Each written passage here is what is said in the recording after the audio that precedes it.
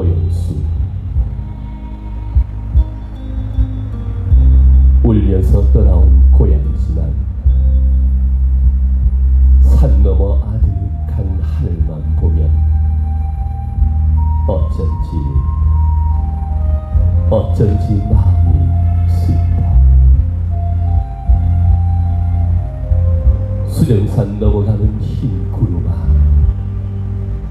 옛 고장 지나그든 포고마 중에 화장산 비탈의 고향 처녀들 지금도 집신 신고 뽕을 따는지, 지금도 집신 신고 뽕을 따는지.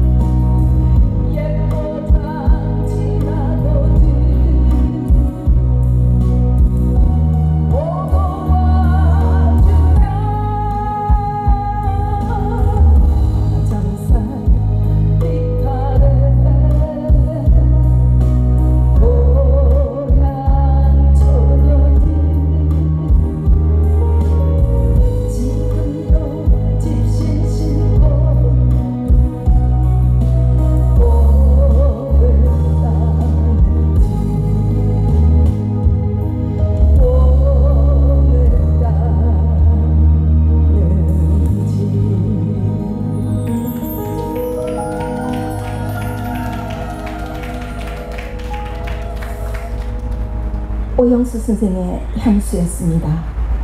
조금 전에 낭송하신 분은 최근익 시 낭송가입니다. 제가 갑자기 부탁을 드려서 잠시 보복했습니다. 오영수 선생의 향수는요, 오영수 선생의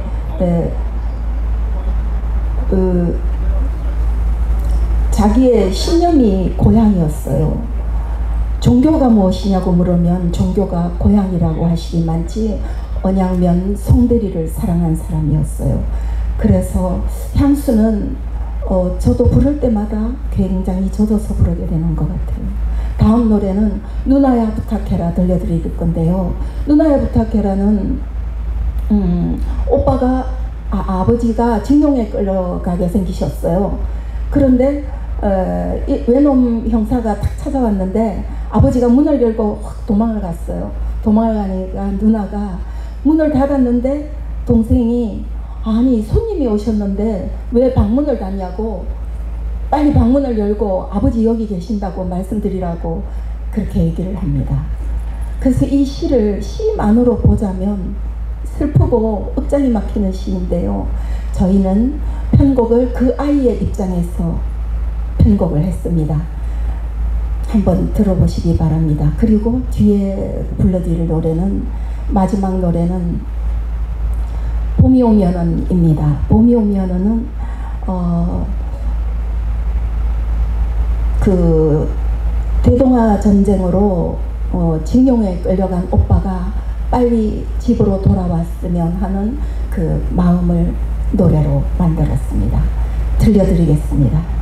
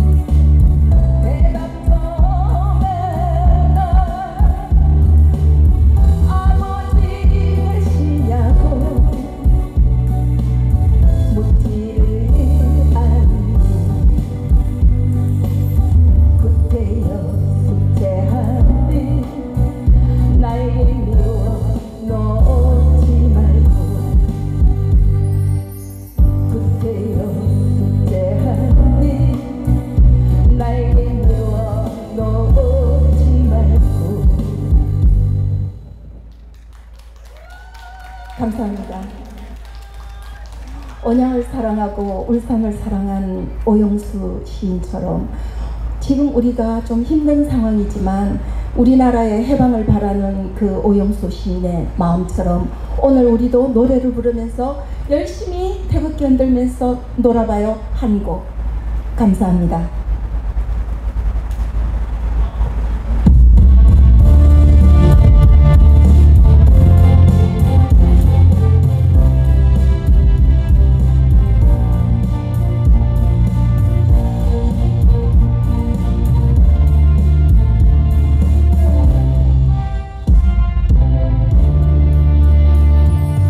봄이 오면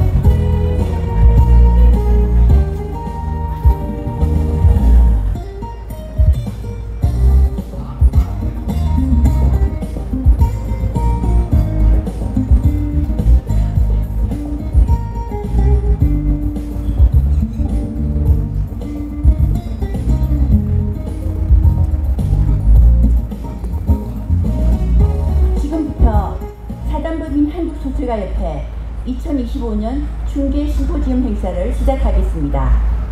황홀한 5월입니다.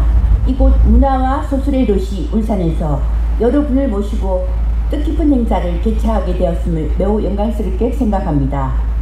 바쁘신 중에도 이 자리에 참석해 주신 여러분께 고개 숙여 감사드리며 한국소설가협회와 공동으로 행사를 주관해 주신 오영수 문학상 운영위원회에 깊이 감사의 마음을 전합니다. 저는 제1부 진행을 맡은 한국소설가협회 부이사장 겸 상임이사 공예린입니다. 먼저 국민의례가 있겠습니다. 모두 자리에서 일어나 국기를 향해 주시길 바랍니다.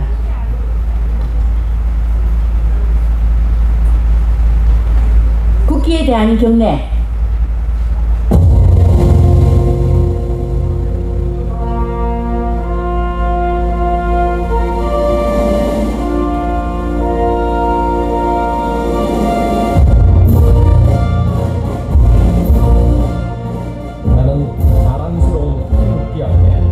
자유롭고 정의로운 대한민국의 무궁한 영광을 위하여 충성을 다할 것을 굳게 다짐합니다.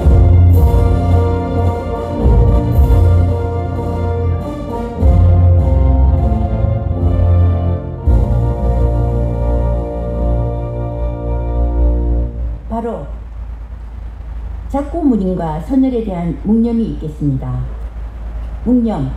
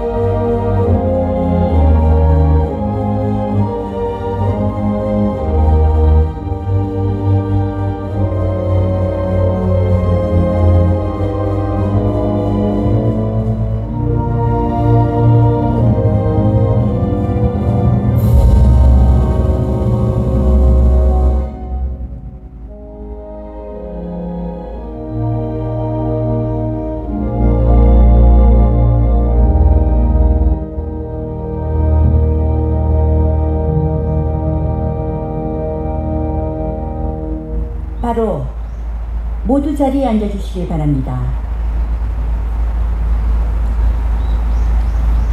내외빈 소개는 어제 시상식 행사가 있었기 때문에 시간 관계상 생략하겠습니다. 다음은 한국소설가협회 이상훈 이사장님의 인사 말씀이 있겠습니다. 모두 큰 박수로 맞이해 주시길 바랍니다.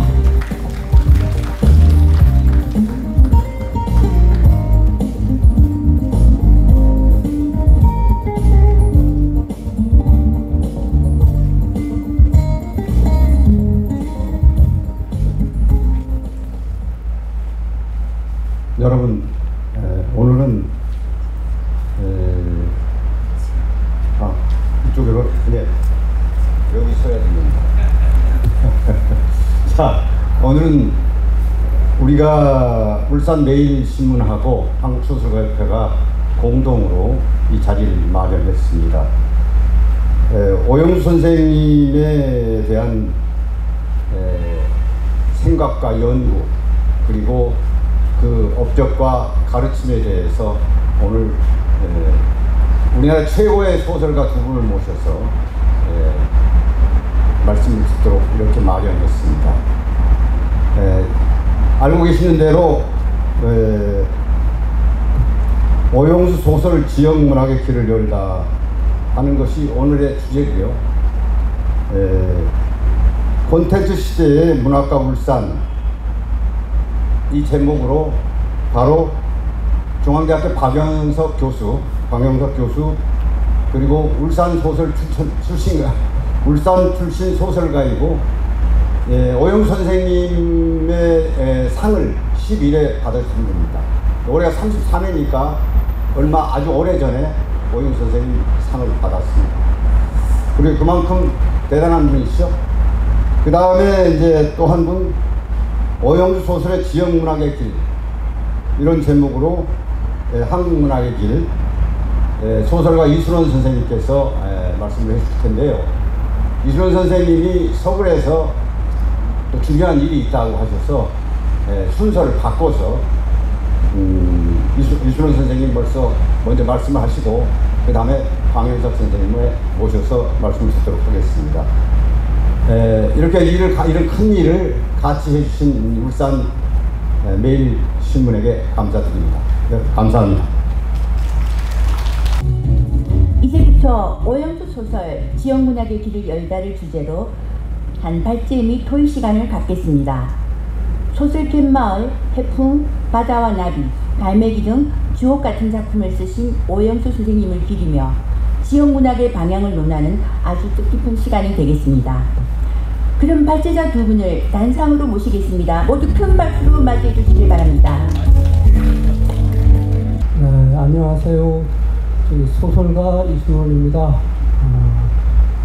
오늘 제가 발표할 심포지엄의 큰 주제는 오영수 소설 지역문학의 길을 열다입니다. 저는 이것을 지역문학의 길로만이 아니라 오영수 소설가가 한국문학에서 새롭게 열어온 또 다른 큰 길에 대해서 어린 시절 저의 오영수 소설 독서 체험과 함께 살펴보려고 합니다. 작가에게는 그가 살아온 길, 또 작가로 걸어온 길이 참으로 중요합니다. 그것이 그의 작품 세계를 이끌고 또 확장하기 때문입니다. 오영수 선생은 고무신, 화산대기, 태춘기, 모루, 갯마을, 명암, 후일담, 은내골 등 많은 단편 소설을 쓴 소설가입니다. 작품은 전체적으로 자연과 고향에 대해 애정과 그리움, 향토성과 선형성 짙은 문체로 표현되지요.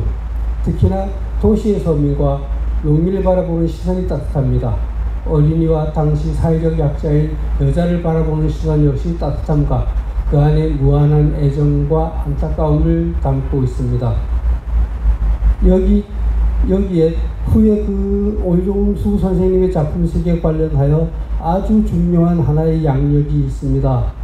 1950년 6.25가 발발하자 당시로서는 중년에 이른 41세, 41살의 나이로 동부전선에 종군합니다.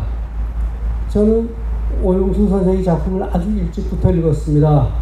태어나서 제일 처음 읽은 소설은 초등학교 4학년 때 중학교에 다니는 형의 국어 교과서에 실려있는 황선홍 선생의 소나기였지만 한 작가의 작품을 몰아서 읽은 것은 11살이던 초등학교 5학년 때 1967년입니다. 현대 한국문학 전집 제1권에 수록되어 있는 오영수 선생의 소설을 읽었습니다. 저는 대관령 아래 전기도 들어오지 않고 외부 문명과도 거의 담을 쌓듯 우리나라에서 유일하게 400년 전통의 향락이 옛 모습 그대로 이어져 오는 마치 조선시대 때처럼 촌장님이 계시는 시골 마을 유과에서 태어났는데 그럼에도 미래 한 작가의 성장기 시절 은혜와 축복처럼 집에 책이 무척 많았습니다. 아버지가 20리 떨어진 강릉의 어느 고등학교에 근무했습니다. 매일 시골집에서 자전거를 타고 다녔지요. 아버지가 책을 좋아하셔서 집에 책이 정말 많았습니다. 그 중에 가장 기억나는 두 개의 전집이 있는데 하나는 삼중당에서 나온 12권짜리 한국 현대문학 전집이고 또 하나는 신구문화사에서 나온 이름이 비슷한 18권짜리 현대 한국 문학 전집입니다. 삼중당에서 나온 12권짜리 한국 현대문학 전집은 제1권이 이강수와 김동인이고 신구문화사에 나온 18권짜리 현대 한국문학 전집의 제1권은 바로 오영수입니다. 제가 이 12권의 책과 18권 책을 아직도 제 보물처럼 집에 간직하고 있습니다. 제가 좀 더 일찍 자료를 줬다면 자료를 띄울 수 있는데 그러지 못했습니다. 삼중당에서 나온 12권짜리 전집은 일제강점기 시절 처음 시작되었던 한국 현대 소설부터 넣었고 신구문화사에 나온 18권짜리 전집은 일찍 등단을 하셨다 하더라도 해방 전에 등단하셨더라도 해방 이후 작가들의 그 발표 작품들 중심으로 수록을 했습니다. 보면 유주연, 손우희, 이범선, 이호철, 최인훈, 정강훈 등 서로 겹치는 작가가 있지만 작품으로는 그렇게 많이 겹치지 않았습니다. 두 전집을 합쳐 전체 권수는 30권이지만 삼중당에서 나온 책은 800여 쪽에 3단 조판으로 요즘 온고지 1,000매 소설 6, 7권 분량이고 신군문화에서 나온 책은 2단 조판으로 요즘 책 5, 6, 4, 5권 정도 분량입니다. 둘 다 한국 현대 소설의 볼륨이 크지 않던 1965년 무렵에 출판한 전집이라 어쩌면 이 두 개를 합치면 당시까지 발표된 대중소설을 뺀 한국 순문학 소설의 총량이 아닐까 싶습니다. 학교 도서관에 동화 몇 권밖에 없던 시절, 그때부터 이미 할자 중독자와 같았던 저에게 이 전집은 그야말로 축복 같은 은혜였습니다. 제가 이 책을 읽으니까 어른들이 뭘 이해를 제대로 하고 보는 거냐고 하는데 저는 정말 재미있었습니다. 신구문화사에 나온 전집 제1권 오영수 선생의 소설부터 먼저 읽었는데 저는 이게 제가 이제까지 읽었던 동화 비슷하면서도 동화보다 더 재미있는 독서의 신세계와 같았습니다. 제일 앞에 실려있는 고무신 같은 작품은 어렵고 말고 할 것도 없는 한 달에 한 번 정도 우리 동네를 찾아오는 엿장수 얘기처럼, 그리고 우리 집에 시골 신고처럼 함께 사는 행자 누나 얘기처럼 재미있었습니다. 물론 어려운 내용도 많았지요. 뒤에 개별 작품 얘기를 할 때 다시 얘기했지만 제주 4.3을 소재로 쓴 후일담 같은 작품이 그랬습니다. 초등학생이던 제게 가장 재미있는 작품은 고무신 말고도 화산대기, 태충기, 갯마을, 군 영창 얘기인 명암, 은내골 등이었습니다. 특히나 태충기, 갯마을, 은내골 작품들에는 제가 조숙해서만이 아니라 11살 소년이 아슴아슴하게 느낄 수 있는 오용수식 성적 코드가 작품 안에 들어있어서 더욱 재밌었습니다. 태충기의 한 부분을 읽어보겠습니다. 그 자료에는 앞부분이라고 했는데 앞부분이 아니고 한 부분입니다. 멀멀 어디든지 구름이 떠가고 있다. 구름 사이로 제비떼가 조그맣게 쏜살같이 날고 있다. 구름 한 조각 꼭 말 같다고 생각했다. 그러고 보니 꼭 말 같기도 했다. 저 구름을 타고 둥둥 떠봤으면 얼마나 좋을까 싶다. 이건 이제 지금 말하면 유치원 정도 되는 아이가 집안의 식모 누나와 같이 이렇게 새보기, 그 논밭에 새보기를 하다 갔는데 같이 새보기를 하다가 동네에 담배도 피고 하는 껄렁껄렁한 역시 한 작품 안에 16, 17살 정도 되는 남자아이가 그 식모 누나를 데리고 옥수수밭으로 데리고 들어갑니다. 그리고 한참 있다가 안 나와요. 그리고 나중에 이 아이가 울면서 누나를 부르고 그런 다음에도 한참 있다가 나오는데 나와서 웅아야 오늘 넌 여기에 나 저 선아하고만 왔지 그 현기 형아하고 오지 않았다. 현기 형아는 있다. 이런 얘기를 해서 이제 아이에게 그 윤기하고 같이 그 옥수수밭에 들어간 걸 감추라고 얘기한 부분인데 그게 초등학교 그때 5학년인 저에게는 그게 그 장면이 그려지지는 않았지만 이런 것이 그때로는 성적 코드라는 말을 몰랐지만 소설에서 이런 동화에서 보이지 않는 성적 코드를 싣는 방법이구나 하는 걸 알았습니다. 이 작품은 전집에 수록되어 있고 다른 책에 수록이 많이 빠져 있는데 이 작품을 읽고 저는 한국문학 읽기에 흠뻑 빠졌습니다. 유아기 아이 눈과 마음을 통해 시골의 전원적인 목가적인 풍경과 그 속에 선아와 웅아라는 인물을 통해 사춘기 이전 태춘기, 이 태춘기란 말도 오영수 선생이 명명한 말입니다. 태춘기의 은밀하고도 신비로운 마음과 상황을 잘 보여줍니다. 이 소설을 읽으면 누구에게나 있었을 그 시기에 아련한 추억과 기억 저편으로 안내되는 느낌입니다. 이 작품과 짝을 이룰 요람기 역시 오영수 선생 본인이 유년기 추억으로 기차도 전기도 라디오도 없던 시절 작품 속의 소녀는 동무들과 즐겁게 놀이를 합니다. 바람이 불면 불놀이를 하고 연을 날리고 배를 갈라 씨름합니다. 그러다가 그런 추억과 꿈을 띄워버린 연처럼 잊어가며 슬픔과 기쁨, 옳고 그름을 아는 어른이 되어가는 거죠. 또 한 작품, 갯마을은 워낙 유명한 작품이죠.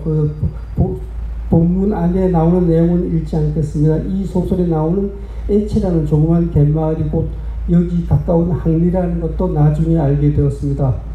그곳에서 물질을 하고 미역을 따고 멸치우리를 해서 가족의 생계를 책임지는 주인공 해순이 있습니다. 바다에서 남편을 잃고 오천이 아닌 마을로 개가를 하지만 끝내 바다가 그리워 갯마을로 돌아옵니다.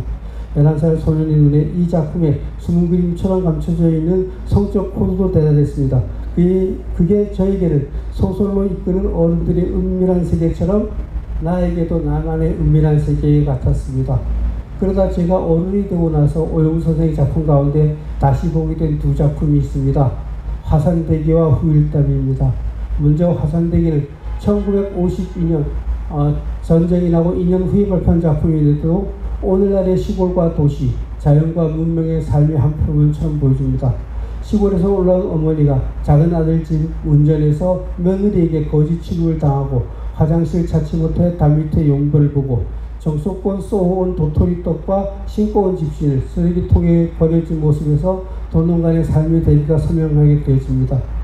결국 화산대기는 작은 아들 집을 뛰쳐나오게 되는데 이는 1970년대 이후 산업사회로 이행된 다음 우리나라 소설이 도시와 문명의 유화적이고 비인간적인 변모를 미리 예언하듯 보여준 작품입니다. 어쩌면 우리나라에서 도농간의 갈등을 가장 먼저 예측하고 보여준 단편이 아닐까 싶습니다. 그리고 후일담은 놀랍게도 우리나라 소설 가운데 제주 4.3 사건을 가장 먼저 소재화하여 쓴 작품이 아닐까 싶습니다. 최인훈의 광장과 이호철의 판문점이 그렇듯 이 작품 역시 4.19 직후가 아니었다면 한자로 발표될 수 있었을까 싶은 작품입니다. 실제로 광장과 판문점은 이호철 선생님의 단편이고 광장은 최우승의 장편인데 이 작품은 4.19가 아니었으면 당시로 나올 수가 없는 작품이었습니다.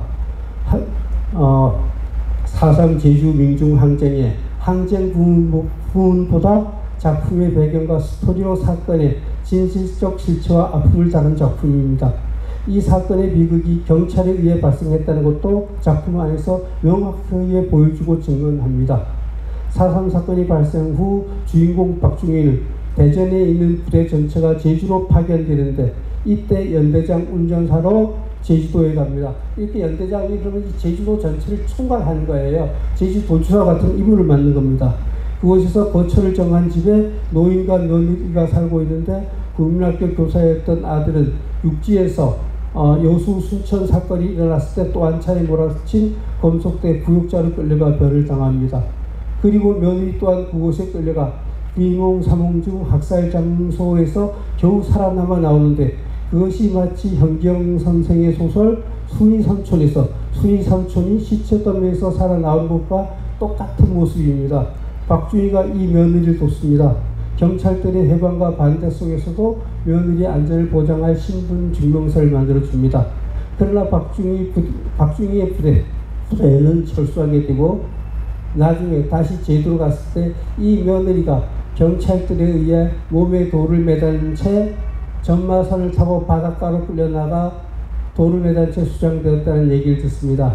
이 얘기를 듣고 박중희는 지금 자신이 부둣가로 간다면 다운편에서 엉뚱한 곳이라고 했어요.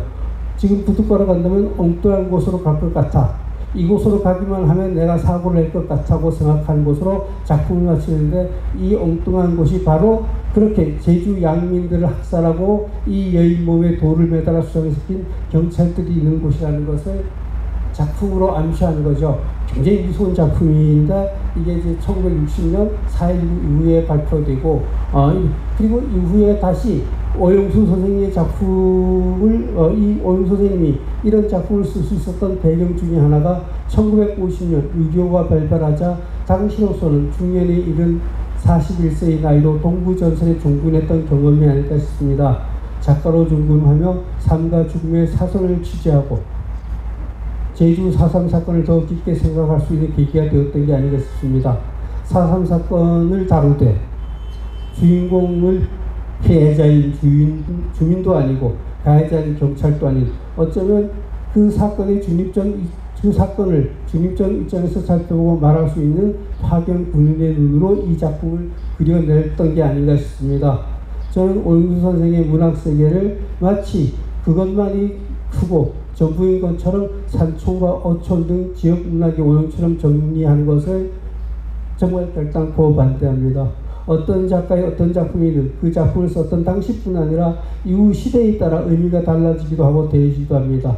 저는 오용수 소설의 세계를 산촌과 오촌의 배경으로 오영주의 삶을 그려내는 작품들과 함께 화산대기와 같이 50년대 초 이미 도농 간의 심정적 갈등을 그린 현대사의 문제작가, 또 제주 4.3 사건을 문학적으로 처음 이야기해보는 후일담 같은 작품에 대해 이곳 울산과 오영수 문학관과 또 제주 문학관이 함께 그 의미를 더욱 크게 길어갔으면 싶습니다. 예, 오영수 선생님 이런 작품을 1960년에 발표해도 70년 이때도 역시 군부가 그리고 독재정권 시절에서 군부들이 잡고 있는 정권에서 이 작품의 의미를 크게 할 수가 없었어요. 그리고 70년대에 발표된 순위 삼촌을 쓰고 나서 그 재판 선생님이 그 용공분자로 재판을 받고 이랬어요. 그 나중에 그런 일들이 만약 이것이 이 작품의 의미를 70년대 현경 선생님이 순위 삼촌 썼을 때 이 작품을 함께 막 주목했다면 그때 오영수 선생님도 같이 가서 그런 곤욕을 치르던 그런 때이기 때문에 오영수 선생님 작품에서 의도적으로 연구하는 사람들도 의도적으로 이 작품을 많이 빼고 이야기를 했던 게 지금까지도 빼다 보니까 지금까지 빼게 된 게 아닌가 싶은데요. 자, 그리고 제가 한마디 드리고 싶은, 막 빨리 갔는데 한마디 드리고 싶은 말씀이 있습니다. 제가 사실 6년 동안 한국소설가협회도 회비도 내지 않았고 냉담 독자 내지 냉담 회원이었는데도 이 오영수 선생 소설에 대한 심포지엄 발제 부탁이 왔을 때 앞뒤 가리지 않고 낚시 물기를 물듯 덥석 부른 것도 제가 어린 11살 때 그 전집이 되는 오영수 선생의 작품을 다 읽고 나서 그 이후에 다 이렇게 작품을 하나씩 우리가 다 알겠다라고 해서 그 이후에 조범석 선생의 섣불 같은 작품도 있고 그 6.25 때 이런 것을 이렇게 은유적으로 표현하는구나 하는 것을 알게 된 저에게는 정말 문학의 교과서 같은 그 인문을 열어준 작품이어서 제가 이 미끼를 물듯 오늘 발제를 수락했고 와서도 죄송합니다. 중간중간 여기저기 다니는 동안 꼬라지 많이 들어서 꼬라지 부린 저의 모습을 기억하지 마시고 이 오늘 발제한 이 작품의 그 발제의 의미를 새겨주시면 감사하겠습니다. 감사합니다. 오영수 선생의 문학세계를 단순히 산촌과 어촌 등 지역 문학의 원형처럼 여기는 것보다 좀 더 크게 확장시켜야 한다는 이순원 소설가의 주제 발표 잘 들었습니다. 다시 한번 감사의 박수 부탁드립니다. 저 토론 발표도 하고. 그럼 질의는 다음은 이순원 발제자의 주제 발표문에 관한 김태환 소설가의 질의가 있겠습니다.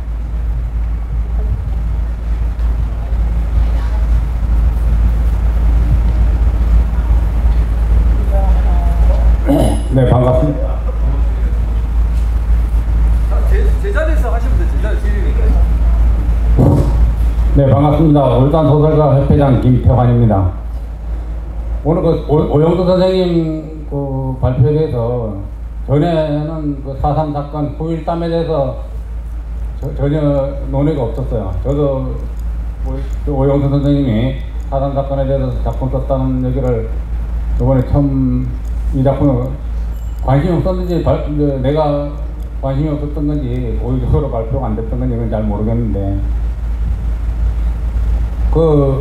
울산에 오영수 선생님 계시다 그러면 대구에 현진건 선생님 계십니다. 현진건 문학상도 시행하고 있고 전에 좀 자주 들은 말인데 우리 오영수 선생님 작품이 서정적이고 또 목가적이고 이런 그런 데 반해서 현진건 선생님은 저항, 그때 일제시대 때니까 이제 일제에 대한 저항 정신 이런 게 많이 들어서 두 사람이 대비가 된다 이런 얘기를 들었어요. 그러니까 우리 오영수 선생님은 일제시대 때 현실 도피를 했다는 그런 약간의 비난 같은 이런 좀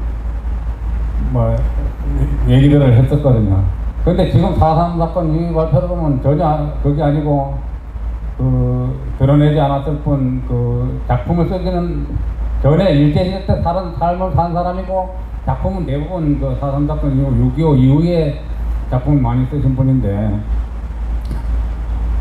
지금도 우리 이데올로기에 대해서 얘기하자면 지금도 우리나라 지금 나가기만 해도 뭐 이재명이가 이제부터 뭐 대통령이다 그러고 또 뭐 이준석이도 붙어있고 뭐 새로운 게 나라가 남북으로 갈라지고 좌우로 갈라져 있습니다. 우리는 모이기만 하면 함께 하는 게 아니고 모이기만 하면 싸웁니다. 그 대표적인 싸움이 이제 우리 지금 대통령 선거로 좀 싸움을 하고 있는데 지금 오영수 선생님이 살아계셔서 지금 이 자리에 계신다면 다음 6월 3일날 투표를 몇 번을 찍을지 진짜 궁금합니다. 우리 선생님은 몇 번 찍으실 것 같아요? 땀나시죠? 근데 진짜 소설가의 자세가 이게 한쪽에 좌에 치우쳐서 좌의 시선으로 보는 거하고 우에 치우쳐서 우로 보는 거하고는 다르거든요.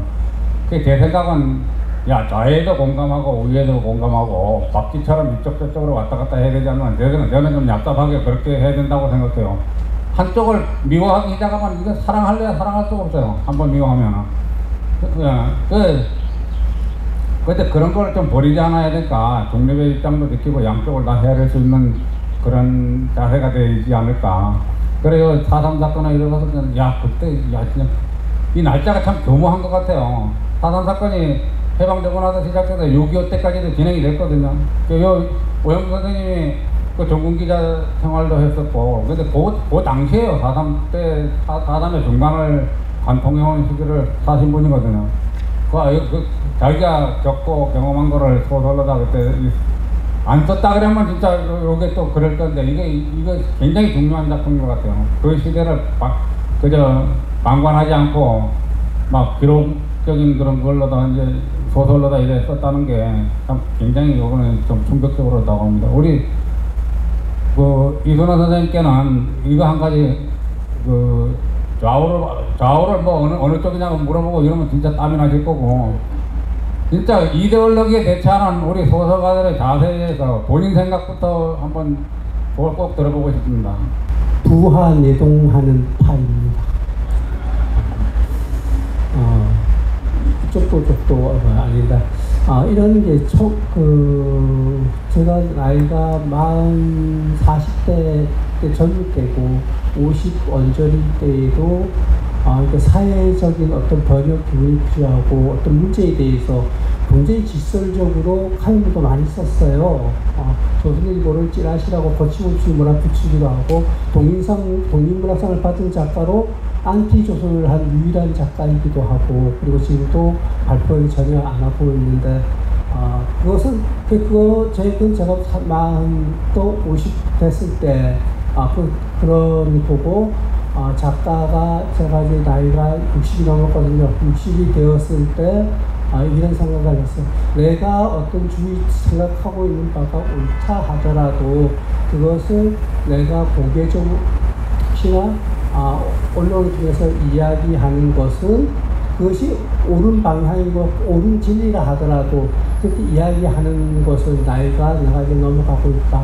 그래서 비겁해서가 아니고, 근래에도 이제 그런 뭐 좀 이름 좀 넣자, 또 여기 뭐 이런 일인데 한 줄 써주세요, 이런 얘기들이 있을 때 제가 비겁하게 안 나가는 거는 우리 집사람은 나가지 말라 그러지만, 쓰지 말라 그러지만, 그래서가 아니라 이제 우리 나이가 그런 것을 60 넘어서까지 인생에 대해서 이야기하고 이래야 하는데, 거기에 대해서 얘기하는 거 제가 스스로 생각하기에는 옛날에 많이 했으니까 그때 또 충분히 했다 하는 의미가 아니라, 그것은 그 시대 그 나이들이 가르쳐주는 바들이 있는데, 거기에 대해서 제가 비겁하게 그렇게 생각을 하고 있습니다. 얘기가 답변이 되는지 모르겠습니다. 네, 감사합니다.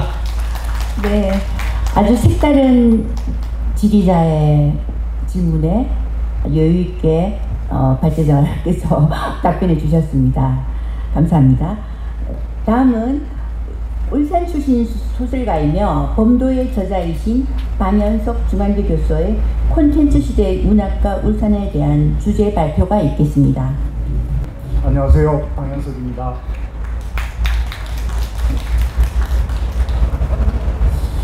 오영수 선생의 문학과 울산의 서사적 공간은 무한한 활용성을 지닌 문화 콘텐츠의 크나큰 수원지입니다.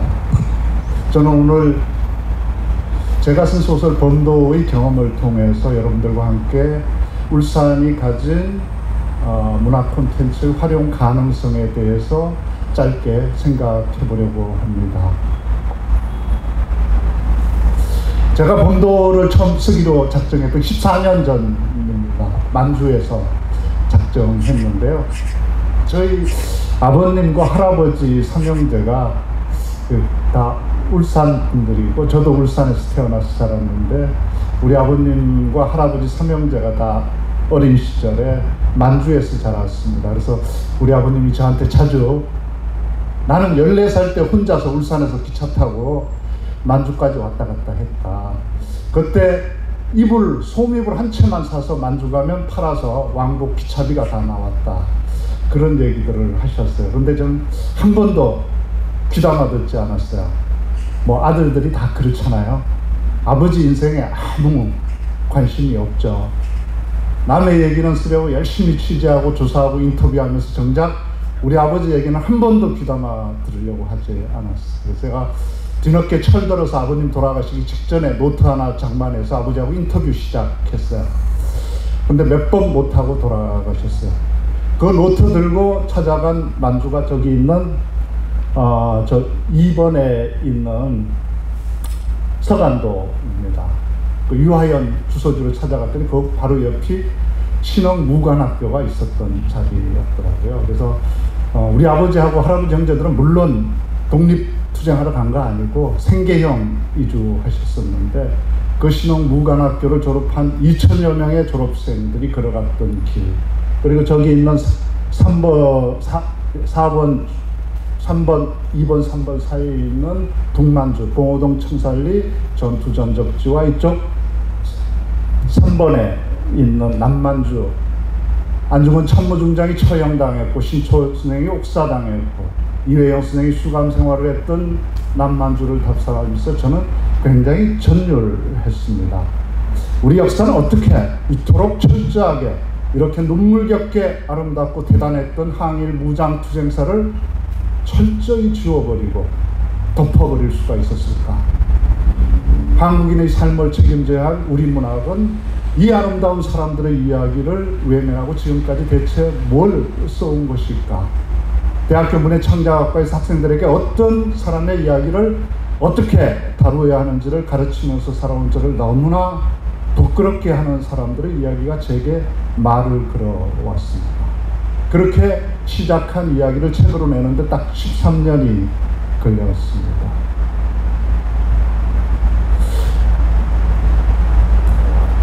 그 첫 공간에 대해서 어떻게 공간이 서사가 되는지 얘기하고 시작하겠습니다.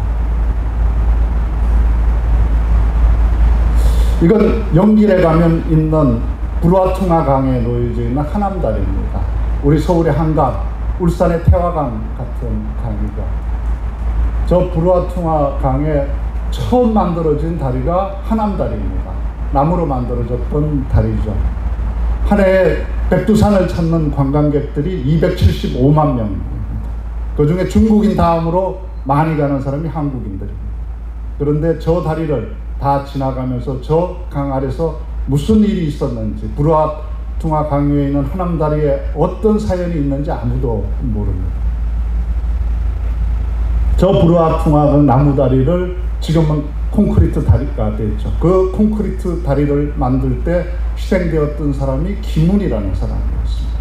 소설가 김훈 아니고 제 소설 범도에 나오는 신흥무관학교 출신 김훈도 아니고 왕청년, 김자진 장군이 주둔했던 그 왕청년 유격대장 출신이야.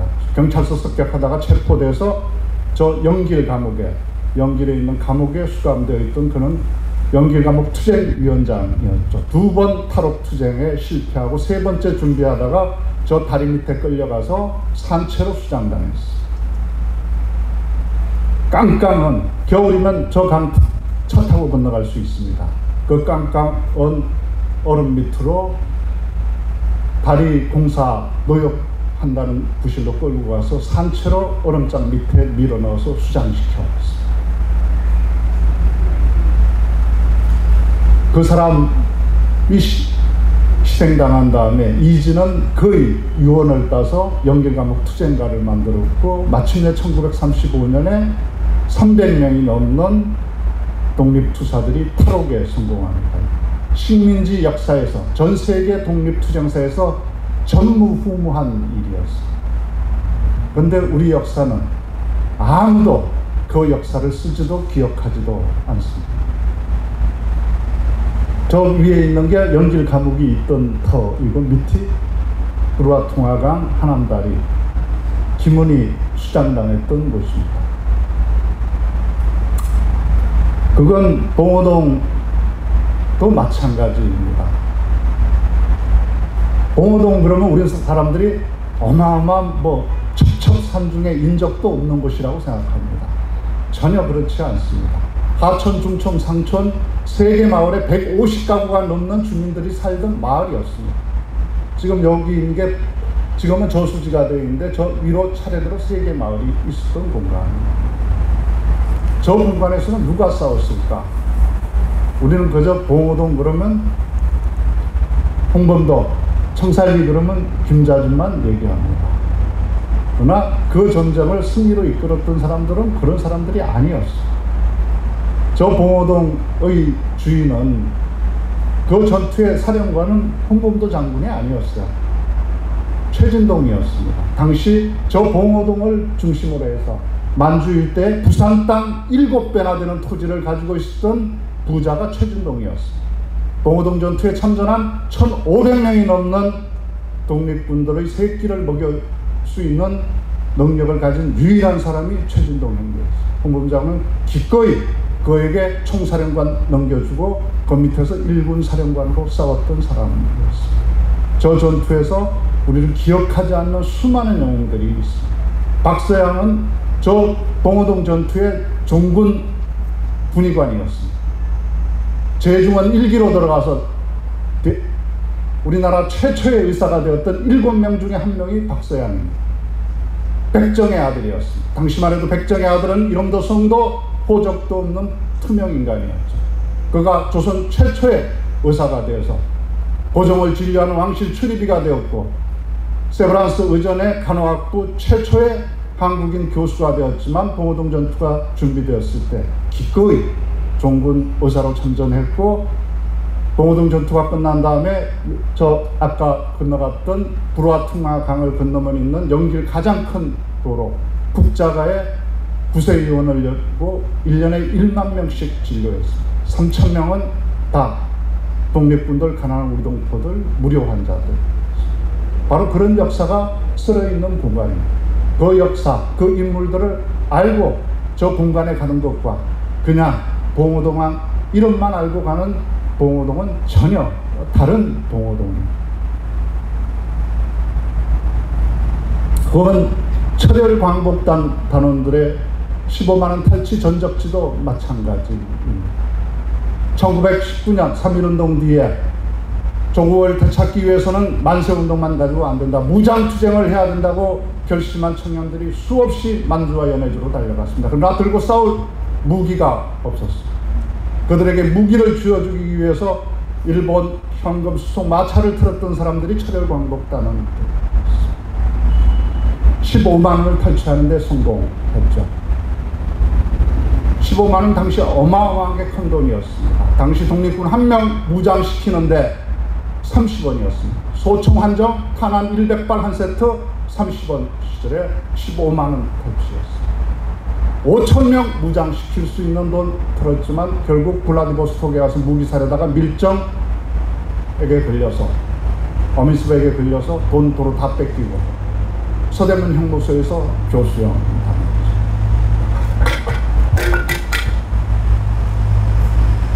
그 인물들 중에 가장 안타까운 인물이 한상호죠. 20살 나이로 저 작전에 참여했습니다.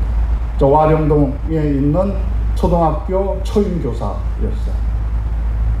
그는 다른 공범들이 다 청진법원에서 사형 선고받을 때 무기징역 받았습니다. 가장 어리고 가담 정도가 낮았기 때문에. 그런데 2심 경성고법에서 사형 선고받고 서대문형무소에서 교수형 당하고 지금 현충원 국립묘지에 나란히 묻혀 있습니다. 저런 최후 진술을 했기 때문에 그렇습니다. 나는 조선인으로서 마땅히 해야 할 일을 하였기 때문에 나의 행동은 죄가 될 수 없으며 따라서 이 재판의 결과에 복종할 수 없다는 최후 진술을 했기 때문에 그렇습니다. 그 이야기들이 다룬 소설 소설 범도에 나오는 천혈광복단 부분이 그 이야기이고, 또 재작년 추석 특집 넷플릭스 드라마로 나왔던 도적 칼의 소리도 바로 이 사건을 배경으로 한 드라마였고, 영화 놈 그죠? 좋은 놈, 나쁜 놈, 이상한 놈 영화도 바로 이 사건을 배경으로 하고 있습니다. 그 사람들은 어떤 사람이었나? 우리는 독립투쟁, 무장투쟁을 했던 사람들이 없었던 것처럼 얘기하거나 아주 예외적인 사람들인 것처럼 얘기합니다. 전혀 그렇지 않습니다. 프랑스 레지스탕스 운동은 어마어마한 대단하고 우리 무장투쟁은 없었고 독립은 주선주라는 사람 많습니다. 천만의 말씀입니다. 프랑스 레지스탕스 운동 몇 년 했습니까? 고작 4년 했습니다. 우리 항일 무장투쟁 40년 했습니다. 1920년대만 만주와 연해주에 있었던 독립군 부대가 200개가 넘었고 거기 참전했던 독립군들이 10,000명이 넘습니다. 이게 프랑스 레지스탕스 운동보다 못합니다. 거기에 참전했던 아까 철혈광복던 단원들이 나왔던 학교가 창동중학교입니다. 지금은 연길에 가면 저 기념비 하나만 달랑 남아있어요. 흔적도 없이 일본이 다 태워버렸어요. 저 기념비도 아무도 찾지 못해서 저거 찾는데 제가 범도 소설을 쓸 때 일주일 소비했습니다. 저 기념비 하나 찾으려고. 저 숲속에 있던 기념비 제가 범도루터 지금 가면서 이제 사람들이 많이 가서 풀숲의 길이 다 뚫려 있습니다. 저 사은 기념비 뒷면에 저렇게 써져 있습니다. 창동중학 원장 우상근 이병철 남성 원사 신홍남 홍만 김희태 홍창기 문경 심혈을 기울여 우리를 교양하셨다. 위대하도다. 스승의 연애 아름다워라 창동이여. 창동학교에서 배운 200여 제자들은 잊지 못할 스승의 그 은공을 이 비에 새겨 칭송하더라. 이 비에는 누가 얼마나 돈 많이 내서 이 학교 세웠는지, 이 학교 운영하는데 누가 돈 많이 쌓였는지, 이 학교 졸업한 졸업생들 중에 누가 얼마나 출세했는지 한 줄도 없습니다. 오직 자신들을 가르친 스승의 은혜말을 칭송하는 비를 세운 사람들, 이 사람들이 바로 항일 무장투쟁에 뛰어들었던 사람들이었습니다. 울산의 문화 콘텐츠는 어마어마하다고 저는 생각합니다. 울산은 단순한 1960년대 갑자기 생겨난 공업도시가 아닙니다. 대한민국에서 가장 오래된 역사를 가진 진안시대 달천에 있는 철광산은 신라를 거쳐서 조선을 거쳐서 대한민국까지 이어진 철광산업의 기지였습니다. 2000년의 역사를 가지고 있는 공업도시가 울산입니다. 그리고 울산은 문화가 궁핍하다고 그러는데 천만의 말씀. 대한민국에서 울산보다 더 문화적 자원, 막강한 자원을 가진 도시는 없습니다.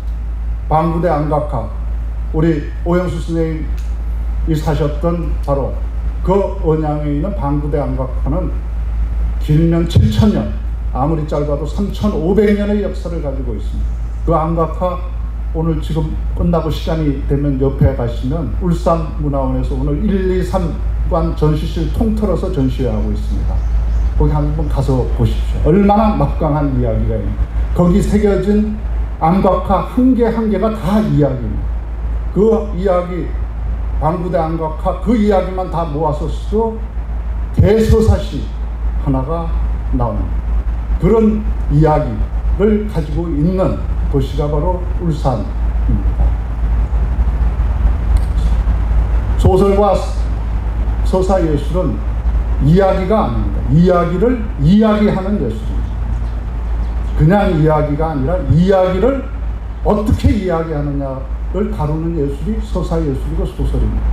울산이 가지고 있는 이야기, 콘텐츠 그 자체로 서사 예술이 되지 않습니다. 그걸 어떻게 이야기하는가. 우리가 하지 못한 것은, 울산에 하지 못한 것은 이야기가 없는 것이 아니고 문화가 없는 것이 아니고 그것을 이야기하지 못했을 뿐입니다. 이게 방부대 안각화. 저 그림 하나하나가 다 장대한 서사들입니다. 저기에는 사냥도 있고 고래 사냥도 있고 바다와 수렵 모든 것이 있습니다. 오영수 선생은 그런 울산의 특징을 잘 담아서 울산의 경산들, 삼호강 묘랑기 귀로들 이런 작품들을 수없이 발표했습니다. 그리고 바다, 해양 소설도 많이 발표하셨죠. 대표적인 갯마을뿐만 아니라 해풍, 바다와 나비, 기다리는 날, 갈매기와 같은 작품들이 울산만이 가지고 있는 해양 도시로서의 서사를, 이야기를 이야기한 소설들. 그리고 울산은 또 막강한 사람의 이야기가 있습니다. 문학은 인간을 다루는 예술입니다. 우리 현대사에서 가장 장엄하게 죽었던 사람, 최후를 마쳤던 사람 중에 하나가 허위 선생입니다. 허위 선생은 대한제국의 평리원 원장이었습니다. 지금으로 하면 대법원이었어요. 대법원 원장이었는데 나라가 망했을 때 무장투쟁에 나서서 자신이 재판장으로 일했던 바로 그 재판정에서 사형 선고받고 교수형 당한 사람이었죠. 그 허위 선생 시신 두렵고 수배 중에서 아무도 수습하지 못했을 때 수습해서 3년상 묘지 옆에 천막 치고 치러낸 사람이 바로 울산 사람 박상진 선생입니다. 박상진 선생도 역시 판사시험에 합격해서 평양법원에 발령받았지만 거부하고 항일 무장투쟁에 나서서 대구 형무소에서 교수형 당했죠. 교수형 당하면 금방 죽지 않습니다. 반드시 교수형장에는 의사가 참관합니다. 그래서 매달아 놓은 채 심장이 멎었는지 확인하고 심장이 멎은 다음에야 이거 풀어줍니다. 몇 분이나 살아있을 것 같아요. 매달린 채. 박상진 생 교수형 당한 기사가 저기 있습니다. 저기 보면 나와 있습니다. 박상진 사형 집행 13분 만에 절명입니다. 거의 공범 김한중 12분 만에 절명했다. 그들은 13분, 12분 동안 무슨 생각을 하면서 죽어갔습니다. 우리에게도 잘 알려져 있는 소설가 움베르토 에코는 역사소설에 대해서 저렇게 말했습니다. 나에게 역사소설은 사건을 허구하는 것이 아니라 실제 역사를 더 잘 이해할 수 있게 허구화하는 거라고 얘기했습니다. 저는 조금 다르게 생각합니다. 소설은 단순히 역사를 더 잘 이해할 수 있게 도와주는 것이 아니라 우리가 살아보지 못했던 시간, 살아보지 못했던 공간에서 함께 해보지 못한 사람들과 함께 살아보는 경험을 제공해주는 과정으로서의 예술이 소설입니다. 소설이 다른 어떤 서사예술, 영화나 드라마, 뮤지컬과 비교되는, 결코 그들이 대체할 수 없는 것은 바로 살아볼 수 있는 경험을 제공해주기 때문에 그렇습니다. 어떤 다른 서사예술들도 인생을 대신 살아보게 해줄 수 없습니다. 오직 소설만이 할 수 있다고 생각합니다. 울산은 어떻게 서사적으로 울산의 작가들은 활용해야 할까? 제가 봄도 소설에서 북한은 많이 나옵니다. 만주 연해주 무지 많이 나와요. 남한은 그렇게 많이 나오지 않습니다.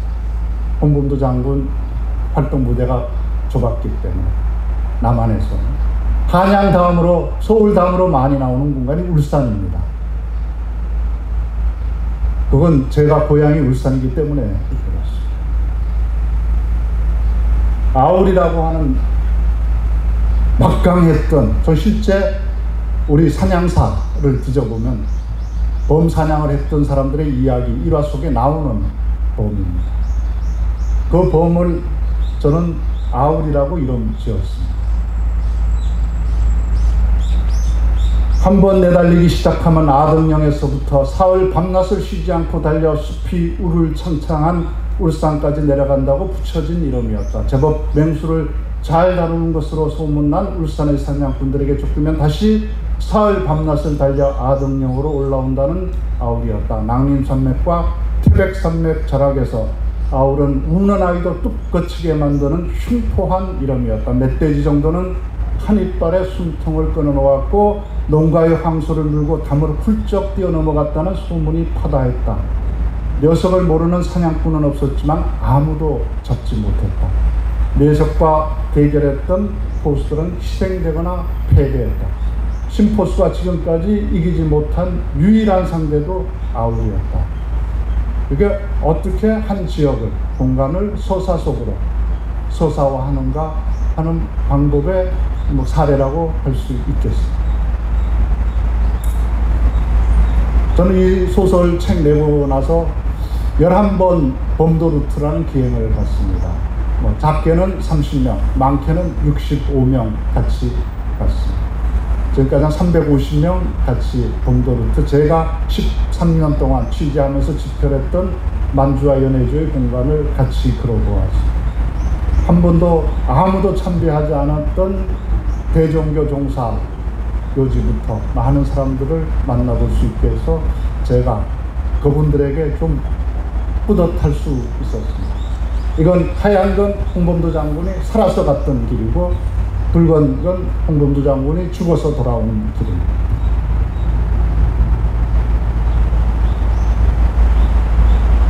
저 오른쪽 위는 10월의 만주입니다. 윤동주 묘지가 있는 영길의 언덕입니다.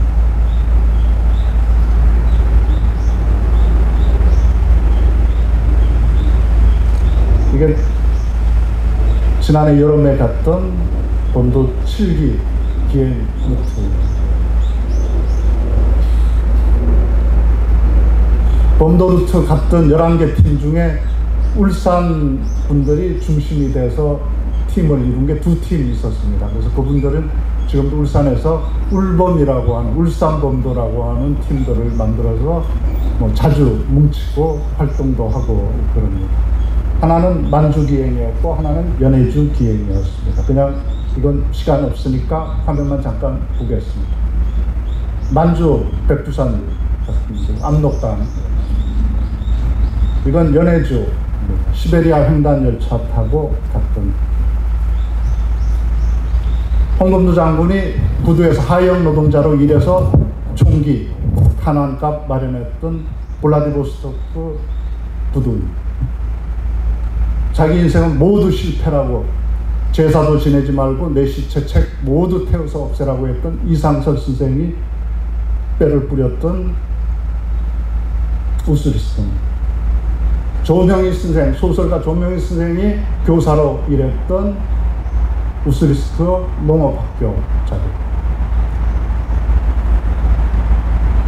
저는 울산에서도 얼마든지 수많은 콘텐츠, 특히 오영수 선생의 문학을 중심으로 울산의 작가들이 그려낸 문학의 공간들을 콘텐츠로 만들어서 활용할 수 있을 거라고 생각합니다. 울산에는 그 누구도 만들어낼 수 없는 7,000년의 역사, 스토리텔링의 역사가 있는 도시입니다. 제 발표가 앞으로 울산에서 활동하는 작가들, 그리고 울산의 문학 콘텐츠를 활용하려고 기획하는 분들에게 작은 도움이 되었기를 바랍니다. 감사합니다.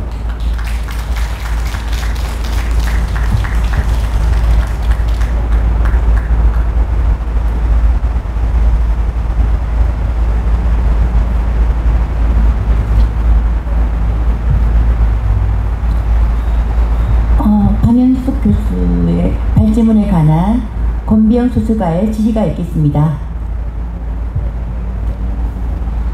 안녕하세요. 교수님 강연 잘 들었습니다. 제가 교수님 강의 들으면서 한 3가지 정도 질문을 이렇게 메모를 해봤는데 1개만 할까요? 2개 할까요? 3개 다 할까요? 제일 먼저 제가 범도를 책을 대하고 나서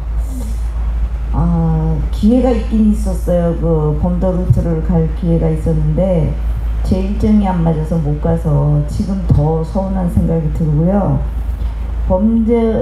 범도를 쓰기 위해서 10년 이상을 투자하셨다 그랬는데 아주 많은 일들이 있고 또 기억 남는 일들도 많으실 것 같은데 그 중에서 가장 인상적으로 기억에 남아있는 얘기 하나 해주시고요. 이거 첫 번째 질문이고요.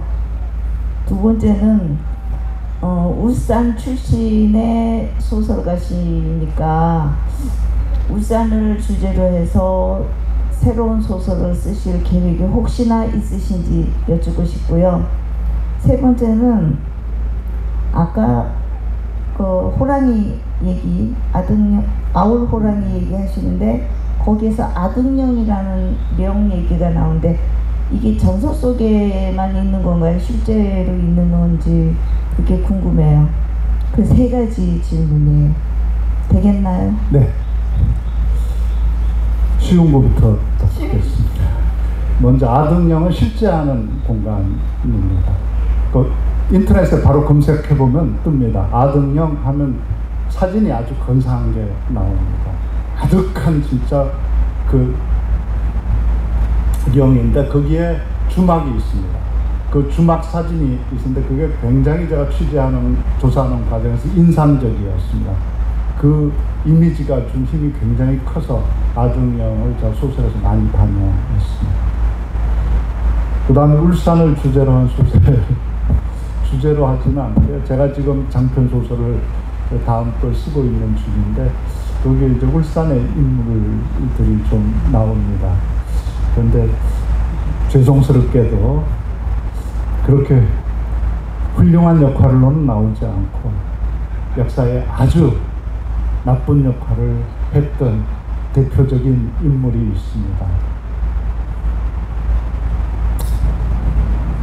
일제 경찰로 악명을 떨쳤던, 그리고 나서 해방된 다음에 당당하게 울산에서 국회의원에 출마까지 하셨던 분이 소설에 나옵니다.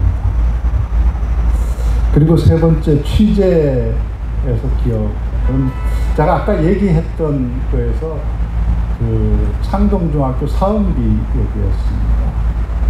제가 만주 연해주를 취재하면서 자료에서 또 옛날 사람들에게 얘기 들은 것들 중에 한결같은 이야기가 하나 있었습니다. 조선 사람들은 정말 이상했다. 마을만 만들면 학교를 지었다. 새끼 밥도 먹을 수가 없는데 가장 좋은 땅, 가장 좋은 건물로 짓는 게 학교였다. 그리고 애들을 가르쳤다. 그게 조선 사람들. 오늘 이렇게 성공한 대한민국은 바로 그런 교육의 힘이었다고 저는 생각합니다. 그 대표적인 학교가 아까 제가 얘기했던 창동중학교 같은 학교입니다. 저 창동중학교는 영길의 와룡동에 있습니다. 그 영길 와룡동에 창동중학교를 만드는데 동네 사람들이 돈 걷어서 만들었어요. 그런데 그 학교 다니는 학생들은 자기 동네 학생들만 아니었습니다. 국내에서 유학 온 애들, 블라디보스톡 연해주에서 유학 온 애들도 다 동네 사람들이 나누어 맡아서 자기 집에서 재우고 먹이면서 자기 아이들과 똑같이 교육시켰어요. 그 마을 사람 모두가 교사였습니다. 마을 전체가 학교였습니다. 우리 대한민국의 역사, 교육은 그런 자랑스러운 교육의 힘과 역사, 기원을 가지고 있고 그것이 오늘의 대한민국, 아무도 상상하지 못했던 식민지에서 해방되어서 세계 최강국, 문화강국이 된 대한민국의 힘이었다고 저는 생각합니다. 그래서 제가 만주 범도부터 연해주 가면 이건 과거 역사 기행이 아니다. 옛날 여행하는 거 아니에요.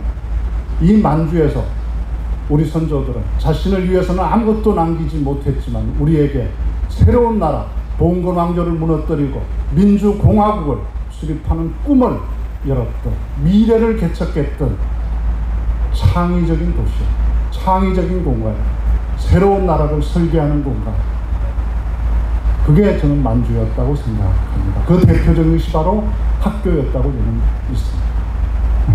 답이 되었을까요?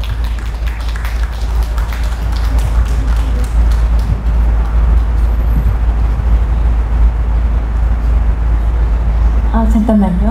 한 가지 더 질문이 있답니다. 추가 질문인데요. 제가 저 범도 루트를 몇 번 이렇게 갈 기회가 있었는데 제 일정 때문에 못 갔거든요. 근데 그게 앞으로도 계속 진행되는 건가요? 그동안 뭐 사태가 있어서 상당히 동안 못 갔는데요. 네. 또 가면 맞아 죽을 것 같아서.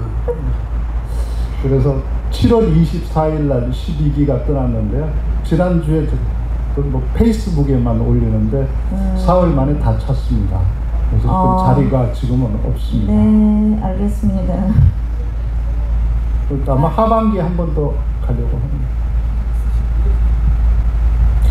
네, 살아보지 않은 역사의 시간을 살아볼 수 있도록 경험을 제공하는 예술로 전능해 보인 소설 범도의 작가이며 소설 발표 후 아예 범도 루트를 만들어 버린 방현석 교수의 주제의 발표 잘 들었습니다.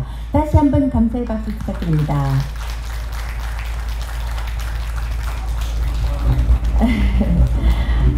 일부 마지막 순서로 한국문학예술저작권협회 회원관리부 송재학 부장의 AI시대 저작권 문제에 관한 미니 강의가 있겠습니다. 선생님들 힘드시죠? 저도 힘들어요. 안녕하세요. 저희 문학예술저작권협회 송재학 부장입니다. 오늘은 저는 저작권위원회에서 저작권 강의를 합니다. 그 강의를 하는 분들은 학교 선생님들, 그 다음에 저작권을 침해한 분들, 그 다음에 일반 이렇게 작가님들 대상으로 저작권 강의를 합니다. 근데 가장 최근 이슈가 뭐냐면 챗GPT입니다. AI 시대. 야, 우리 작가님들 어떻게 하면 우리 일자리 없어지는 거 아닌가? 그런 고민 많이 하시죠? 근데 챗GPT를 사용을 한다고 하는데 그럼 어떤 게 문제가 되고 어떤 게 쟁점이 될까? 그런 고민 많이 하시죠, 그렇죠? 실은 저희도 협회에서도 사용을 해봅니다만은 너무 좋아요. 어제 제가 오면서 저희 같은 차에 타셨던 작가 선생님이 본인도 사용을 하고 있다, 유료로. 너무 좋다라고 이야기를 하시더라고요. 그런데 대세예요. 거스를 수가 없습니다, 분명히. 그러면 우리 작가들은 어떻게 해야 될까? 그런 내용을 쟁점사항 중심으로, 그 다음에 국내외 어떻게 운영되고 있는지 뭐 그런 중심으로 해서 제가 설명을 드리도록 하겠습니다. 참고로 저작권은 제가 대학원에서 1년짜리 강의입니다. 1년짜리 강의를 선생님들 졸리시는데 뭐 하는 거 어렵고요. 그래서 제가 재밌는 내용으로 해서 그냥 간단하게 설명을 드릴 겁니다.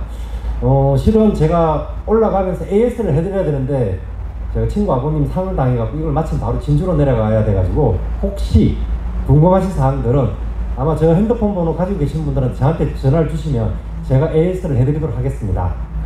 자, 저작권, 아마 우리 선생님도 저작권, 이렇게 복제, 저작물 많이 이용됐잖아요. 옛날에 실제 보면 여기가 보면 양피지로 그 성경책을 만들었죠. 그때 당시에 성경책 한 권을 만들려면 성 한 채의 값으로 책을 만들었었어요. 그만큼 비용이 비쌌죠. 그러니까 특정 집단들, 왕족이나 종교인들만이 컨텐츠를 확보하고 가지고 있을 수밖에 없었죠. 그런데 구텐베르크의 인쇄술이 발명되면서 복제가 쉬워졌죠.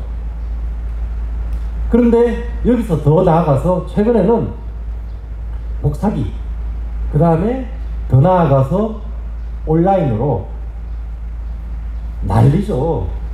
한동안 2000년도 초기에 국내에서는 음악 저작물에 대한 전송이라는 개념이 새롭게 도입되면서 많은 부분 저작권 침해 문제가 발생됐죠. 다행인지 불행인지 모르겠습니다만은 그나마 우리 어문 분야의 저작물들은 그나마 적게 다른 분야에 비해서 영화나 음악에 비해 침해가 좀 덜한 부분입니다. 그럼에도 불구하고 최근에 작년이죠. 작년에 보면 전자책이 유출이 돼가지고 많은 부분 그런 이슈화 되기도 했었습니다. 저작물은 무엇인가? 참고로 스님들 보시기에 왼쪽이죠. 지금은 대학생이 된 제일 작은 애가 그린 그림입니다. 반대로 오른쪽에 그린 그림은 침팬지가 그린 그림이에요. 우리 저작권법 상황에 보면 저작물은 인간의 사상이나 감정을 창작적으로 표현한 것, 초등학교 1학년짜리가 그린 그림이에요. 근데 이걸로 저작물을 보호를 받아요. 참고로 말씀드리면 제가 강의를 나갈 때 저희 애한테 강의료를 옛날에 줬었어요. 이거 야 아빠가 네 저작물 좀 사용할게. 돈을 줬습니다. 왜? 당연히 걔 저작물을 제가 임의로 사용하는 거니까. 그런데 인간의 사상이나 감정의 창작적 표현이 아닌 침팬지가 그린 그림은 저작물로 보호를 받지 못합니다. 그런데 최근에는 아마 이런 많이 보셨을 거예요. 보면 여기 인공지능이 그린 그림입니다. 작품을. 밑에는 또 AI 창조 활동이 세계적인 붐이고 이렇게 소설, 시 많이 창작하고 있습니다. 더 나아가서 음악 같은 경우에는 최근에 저희 협회도 그런 걸 하고 있습니다만은 자 AI의 도움을 받아 창작한 저작물을 과연 법에서 보호를 해야 되느냐 주요 쟁점 사항입니다. 그런데 우리 법에서는 저작권 등록도 안 해주도록 그렇게 하고 있습니다. 근데 상당히 잘 만들었어요. 저희 협회에서도 아마 우리 협회 대부분 저희 협회 회원이시니까 일단은 법이 마련되기 전까지는 등록 접수는 할 겁니다. 다만 저작물로 보호를 할 것인지 안 할 건지는 법이 개정된 다음에 이렇게 저희가 하려고 합니다. 실은 아주 유명한 이미지 사이트죠. 게티 이미지에서 AI 관련된 만드는 저작물을 가지고 기본적으로 아시는 것처럼 AI가 저작물을 만들었다는 것은 복제, 원 데이터를 가지고 AI가 코딩된 기술을 가지고 새롭게 만드는 거거든요. 그래서 원 제작자, 원 저작물을 가지고 있는 저작권 업체가 소송을 했습니다. 자, 뉴욕타임즈, 특히 신문기사 같은 경우에 해외에서는 이런 소송들이 활발하게 일어나고 있습니다. 네. 아마 여기서 또 대본을 쓰시는 선생님들도 있으실 거예요. 소설을 영화 시나리오로 만들어 다오. 그러면 작가들을 먹고 살 게 없어지잖아요. 그렇죠? 당연히 소송을 하죠. 그래서 작가연대와 협의를 하고 있는 그런 상황입니다. 우리나라도 인터넷 신문 윤리 강령에서 이런 부분들 계속 논의하고 있습니다. 예. 어제 제가 간단히 말씀드렸습니다. 우리나라에서 AI 15개 창작자 단체가 AI 학습 창작물을 공개를 하고 정당한 보상을 해달라는 내용으로 성명서를 제출하고 기자회견을 했습니다. 당연히 소액도 들어갔죠. 왜? 원소스를 제공하는 것은 여기 계시는 작가님들이거든요. 그런데 우리 법상으로 어떻게 보상할 것인가? 과연 보상을 해야 되느냐? 그런 학습된 저작물을 공개를 해야 되는데 그 공개에 대한 조항이 없어요. 깜깜이식 법이죠. 그래서 그런 부분들을 개정을 하라 라는 내용으로 성명서를 제출했습니다. 아마 조만간에 어떤 식으로는 로드맵이 나올 거고 그렇게 되면 원소스를 제공해 주는 작가님들한테 보상에 대한 의견을 수렴할 수 있는 그런 창구를 마련할 것이고 필요하다라고 하면 TFT를 만들어서 아마 당연히 우리 소설가협회에서도 참여하셔야 되겠죠. 하셔서 어떤 수준이 적당한 수준이고 어떻게 보상을 해야 된다 이런 내용으로 활발하게 의견을 주셔야 됩니다. 우리 글 쓰시는 작가님들은 너무 착하세요. 순진하시고 음악은 치열하게 합니다.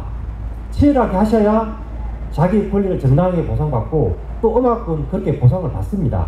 받고 있고요. 근데 우리 글 쓰시는 작가님들은 그냥 쓸 수 있지 좀 강하게 이야기를 하시라고 말씀을 좀 드립니다. 왜? 그게 절대 나쁜 게 아닙니다. 자기 권리를 정당하게 찾는 거니까. 이렇게 쟁점 사항들이 여기 있습니다. 총 3가지 정도 되는데, 인간의 창작물, AI 창작물 과연 어디까지 보호를 해줄 거냐? 그러니까 기본적으로 AI 창작물은 특징점을 가지고 코딩화한 거거든요. 그런데 그걸 저작권으로 보호를 할 것인가? 아마 관계 부처에서도 상당히 고민입니다. 그런데 결론적으로 정해진 건 없습니다. 그 다음에 저작물을 말씀드렸듯이 원소스를 가지고 2차적으로 복제를 하는 거니까 2차적 저작물 침해가 기본적으로 일어나게 됩니다. 그러면 과연 보상은 어떻게 해야 될 것인가? 이런 부분들이 쟁점 사항입니다. 자, AI가 소설을 씁니다. 잘 쓰죠? 근데 과연 이 대세를 거스를 수 있을까? 거스를 수 없을 겁니다.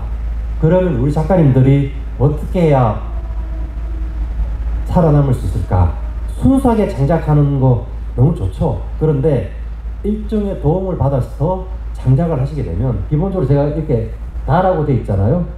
AI가 초안을 작성하고 작가님들의 창작성을 가미하면 아마 지금보다 훨씬 저작물들을 손쉽고 편하게 작성하실 수 있지 않을까. 그러지 않고 순수하게 창작을 하시는 게 제일 좋지만, 그런데 AI가 대세라면 그런 걸 활용할 필요가 있을 것 같고요. 실은 제가 오기 전에 AI 소설을 쓰는 AI 프로그램 제가 조사를 해봤어요. 한 10개 정도 되더라고요. 우리가 제일 잘 알고 있는 챗GPT, 그 외에 노벨 AI 쭉쭉 한 10가지 정도 되더라고요. 그런데 지금은 어느 순간 이게 아마 저렴하지만 어느 순간 챗GPT가 유료화되고 고액이 될 겁니다. 그러면 당연히 그 프로그램에서 사용되는 원소스에 대한 저작권자 보상도 이루어져야 할 것이고, 그런 부분에 있어서 저희 협회가 작가님들과 같이 한번 진행할 예정입니다. 그러니까 우리 법에서, 그래서 우리 나라에서도 지금 이렇게 AI 저작권 관련한 협의체를 구성하고 있고요. 저희 협회에서도 당연히 참석하고 있습니다. 가이드라인을 마련하고 지침을 마련하고 어떻게 보상을 할 것이고 어디까지 이용할 수 있을까, 이런 부분들을 논의하고 있습니다. 작가님들 저희 쪽에서 혹시 의견 문의하면 이런 부분들 활발하게 의견 주시면 저희 쪽에서 작가님 입장을 대변해서 할 수 있도록 하겠습니다. 예. 근데 이 부분 제가 강의는 이걸로 마치고요. 저작권 관련한 신탁 관리 부분은 제가 뭐 별도로 설명드리지 않도록 하겠습니다. 그런데 우리 작가님들 1박 2일 동안 고생하셨는데, 우리 작가님들의 소중한 권리입니다. 소중한 권리를 지금보다 더 많은 부분 보호받을 수 있도록 좀 더 큰 목소리를 내셔서 우리 정당한 보상과 권리를 찾을 수 있도록 저희 협회와 소설가 협회가 같이 노력하도록 하겠습니다. 감사합니다. 총대학 부장의 AI 시대 저작권 문제에 관한 미니 강의 잘 들었습니다. 감사합니다. 오늘 나의 삶과 나의 소설 2부 진행 시작하겠습니다. 우선은 우리 천 작가님께서 사인회를 하고 있으니까 이현지 신인상 수상자부터 이야기 나눠보겠습니다. 반갑습니다.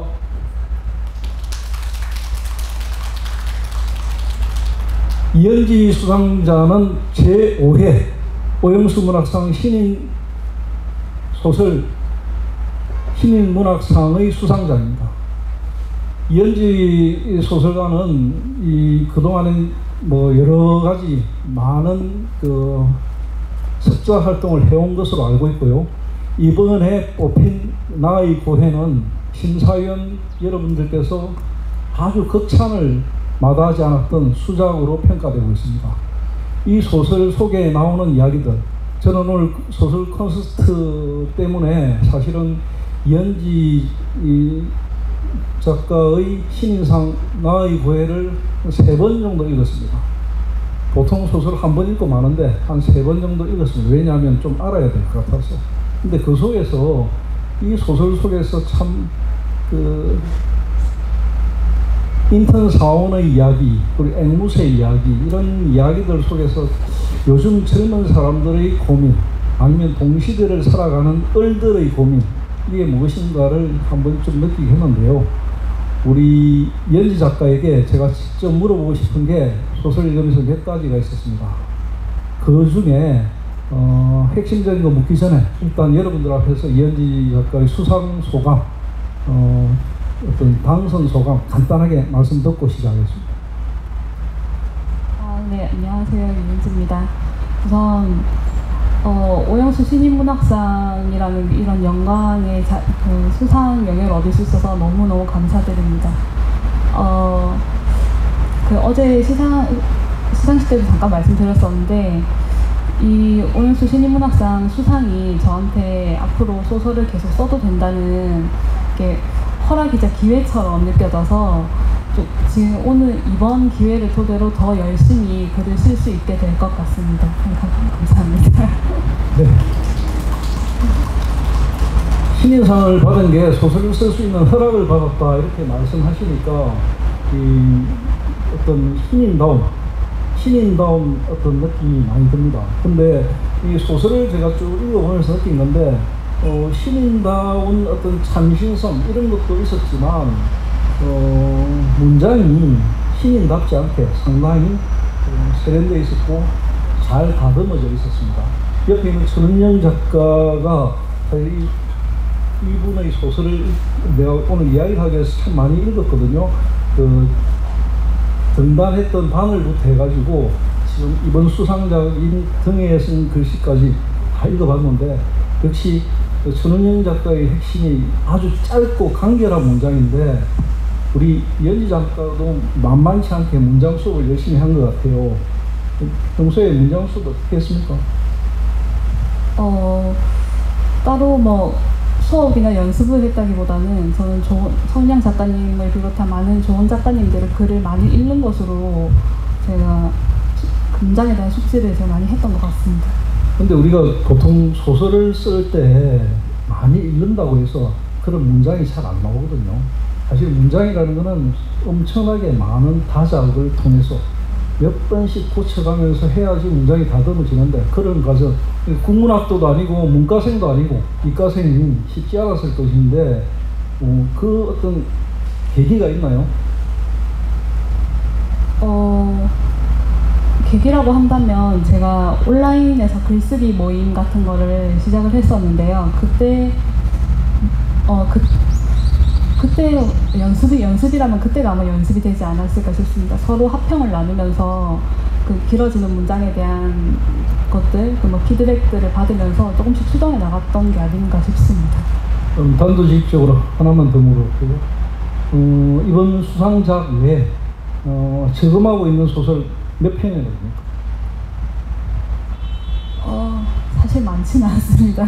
지금 저장해둔 건 한 2편 정도 되고요. 지금 생각하고 있는 그 스토리를 구상하고 있는 건 하나 더 있습니다. 앞으로의 계획 한 말씀. 우선 그냥 열심히 써볼 생각입니다. 네, 제가 뭐 항상 이런 걸 써보고 싶다, 저런 걸 써보고 싶다 했던 것들을 그냥 생각에 그치지 않고 계속 멈추지 않고 열심히 써볼 생각입니다. 네. 네. 우리 신인 작가 이현지 작가에게 박수 한번 응원의 박수 부탁합니다. 오늘의 주인공 제33회 오영수 문학상 수상자 천은영 작가하고 깊고 내밀한 인터뷰를 하려고 하는데 사실은 뭐 그 정도까지는 안 될 것 같습니다. 왜냐하면 우리 천 작가를 비롯한 여기 앉으신 많은 분들이 기차표를 이미 끊어놨어요. 5시 30분 기차를 타야 된다고 합니다. 그런데 여기서 아시다시피 울산 KTX를 타러 가기까지 시간이 좀 걸립니다. 중간에 어떤 교통 상황이 벌어질지도 모르고 해서 주최측에서 굉장히 짧게 해달라고 압박이 많이 들어옵니다.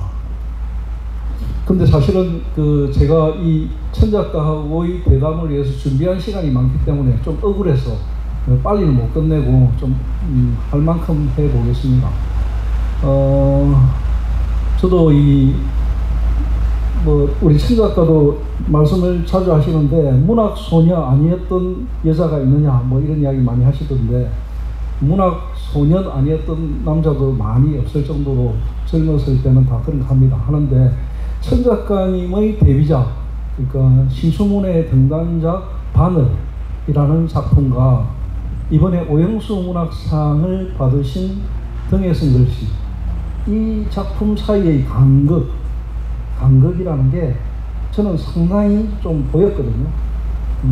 그 세월의 어떤 간극만큼 보였는데 천 작가가 등단했을 당시에 평단에서 했던 말들을 보면은 정말로 그냥 아주 그 단순한 신인 작가의 등단을 넘어서서 이 한국 문단의 어떤 어떤 길이나 혜성처럼 나타났다, 이런 표현을 많이 한 걸 봤거든요. 저도 이 작품 속에서 등장하는 그 몇 편 안 되는 작품이었지만 제가 읽은 것은 거기에 나오는 등장인물들이 예사롭지 않다는 걸 참 많이 느꼈습니다. 그런데 비해서 이번에 등에 쓴 글씨는 상당히 좀 달랐거든요. 그 간극에 대해서 한번 일단은 포문을 열고 싶고요. 본인은 이 간극에 대해서 어떤 생각을 가지시는지, 어떤 자신의 변화에 대해서 어떻게 말씀하고 싶으신지.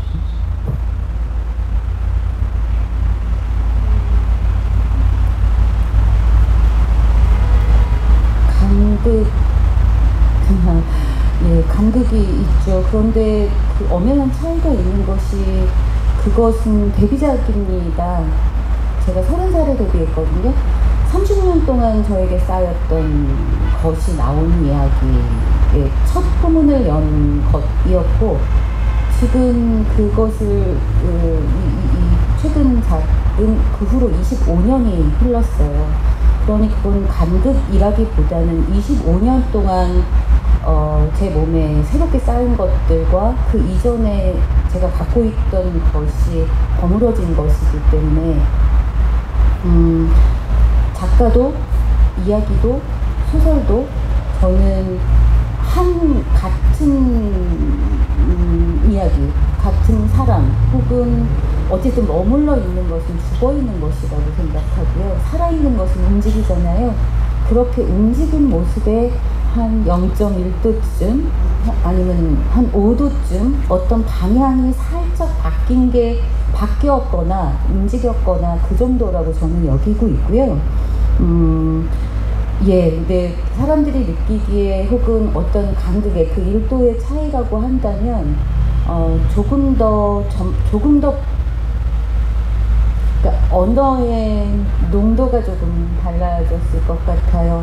훨씬 더 공격적인 것에서 훨씬 더 다정한 눈길이 아니었을까, 저는 그렇게 생각하고 그 변화가 몹시 마음에 듭니다. 제가 좀 유추했던 답변이 방금 나왔는데, 사실 그 첫 번째 바늘이라든지 초창기 작품들에서 상당히 공격적인 것을 많이 발견했거든요. 근데 이번 우리 수상작은 굉장히 따뜻하고 다정하고 말을 거는 그런 목소리로 들렸습니다.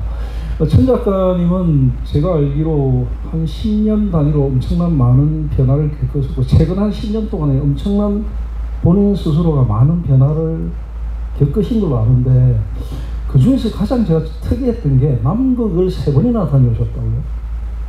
보통 사람이 남극을 한 번 가기도 정말 힘들거든. 근데 3번이나 다녀오셨다는 거 굉장히 좀 아주 특이하게 생각했는데, 어떻게 3번을 다녀오셨죠? 네, 지난 10년간 다들 뭐 했냐고 물으시는 사람들, 소설 안 쓰고 뭐 하냐, 이런 분들이 굉장히 많으셨는데요. 10년 동안 남극 3번 갔고 식당 2년 했습니다. 이제 그게 저의 가장 큰 다른 지점이었는데, 첫 번째 남극행은 예술가들에게 한국문화예술위원회에서 남극 체험을 할 수 있는 기회가 있었어요. 레지던스 프로그램으로. 그래서 여러 예술가, 영화감독, 웹툰 작가, 그 다음에 음악가 등등 해서 5명을 꾸려서 첫 세종기지를 방문했고요. 그때 저에게 어떤 충격이 왔었는데, 그 충격이 무엇인지 잘 모르겠는 거예요. 그래서 그 다음 해에 원래는 소설을 쓰려고 갔으나 소설의 언어가 아니라 다른 언어여야겠다 싶었고, 그것이 다큐멘터리라는 언어였어요. 그래서 여기 울주와 인연이 있는데, 울주 산학영화제의 도움을 받아 다큐멘터리를 찍으러 다시 남극 세종기지에 갔습니다. 그리고 그때 찍어온 것으로 다큐멘터리를 완성해서 2회 산악영화제의 프리미어 시사를 했었고요. 그런데 이 남극이 저에게 도무지 가시지가 않는 거예요.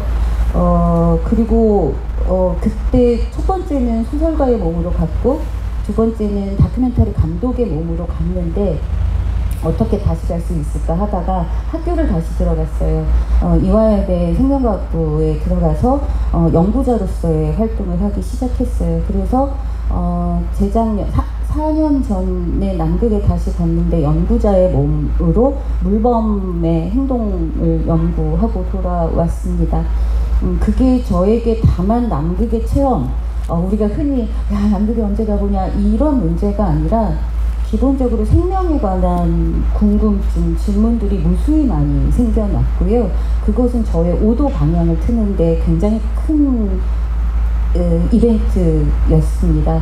그리고 그 남극의 그 세 번 동안의 무수한 질문들에 식당을 하면서 몸으로 익힌 해먹이 든 일에 대한 것, 그 다음에 일상을 꾸준히 살아가는 일에 대한 어떤 태도, 이것이 합쳐져서 여기까지 온 것 같습니다. 그리고 그건 그 남극의 순간순간들은 아직도 풀어야 할 과제로 남아 있습니다. 그리고 어쩌면 앞으로의 이야기는 그 생명과 삶에 대한 것으로 나아가지 않을까 그런 생각을 하고 있습니다. 의문이 좀 풀렸습니다. 네. 일단 등에 쓴 글씨에 나오는 물범 이야기도 이번에 또 좀 의문이 풀리는 것 같기도 하고, 제가 천 작가님 작품하고 또 산문집도 있잖아요. 산문집이 2개 있는데 보면서 제가 딱 제가 하고 이런 부탁을 드려도 되나 싶을 정도로 쓸데없는 부탁이긴 한데 이분한테 국수 한번 얻어먹고 싶다 이런 생각이 일단 들었거든요. 제가 식당을 접으면서 부엌을 없앴습니다. 요리를 하고 있습니다. 정말 힘들었거든요. 정말 힘들었고 제가 이제 어떤 사람들은 그냥 사장이었냐 하는데 제가 오너 셰프였기 때문에 음식을 다 하고 엄마와 함께 그 음식을 다 하고 그랬는데 누군가에게 베푸는 일은 정말 좋은 일이죠. 근데 죄송하게도 더 이상 나중에 언젠가 더 나이가 들면 스페인에서 김밥집을 할 예정인데 그때 오시면 김밥을 제공해드리겠습니다.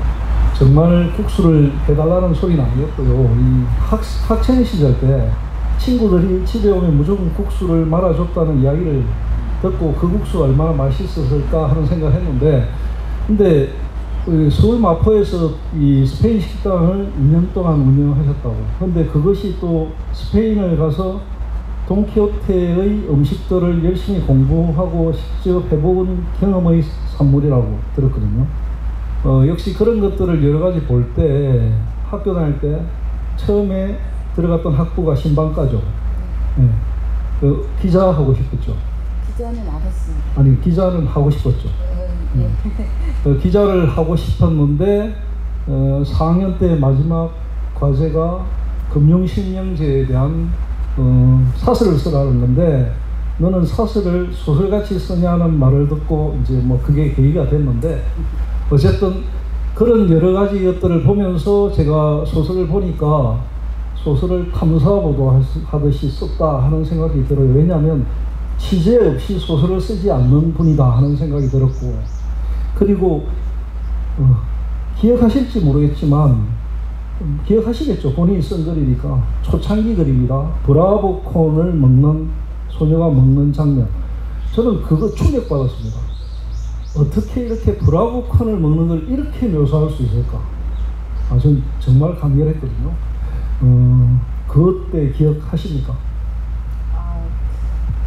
일단 맞습니다. 제가 가만히 좀 길어가지고 신문방송학과 나왔고 그때 기자가 되는 게 저의 꿈이었어요. 고등학교 때 그래서 신방과 들어갔고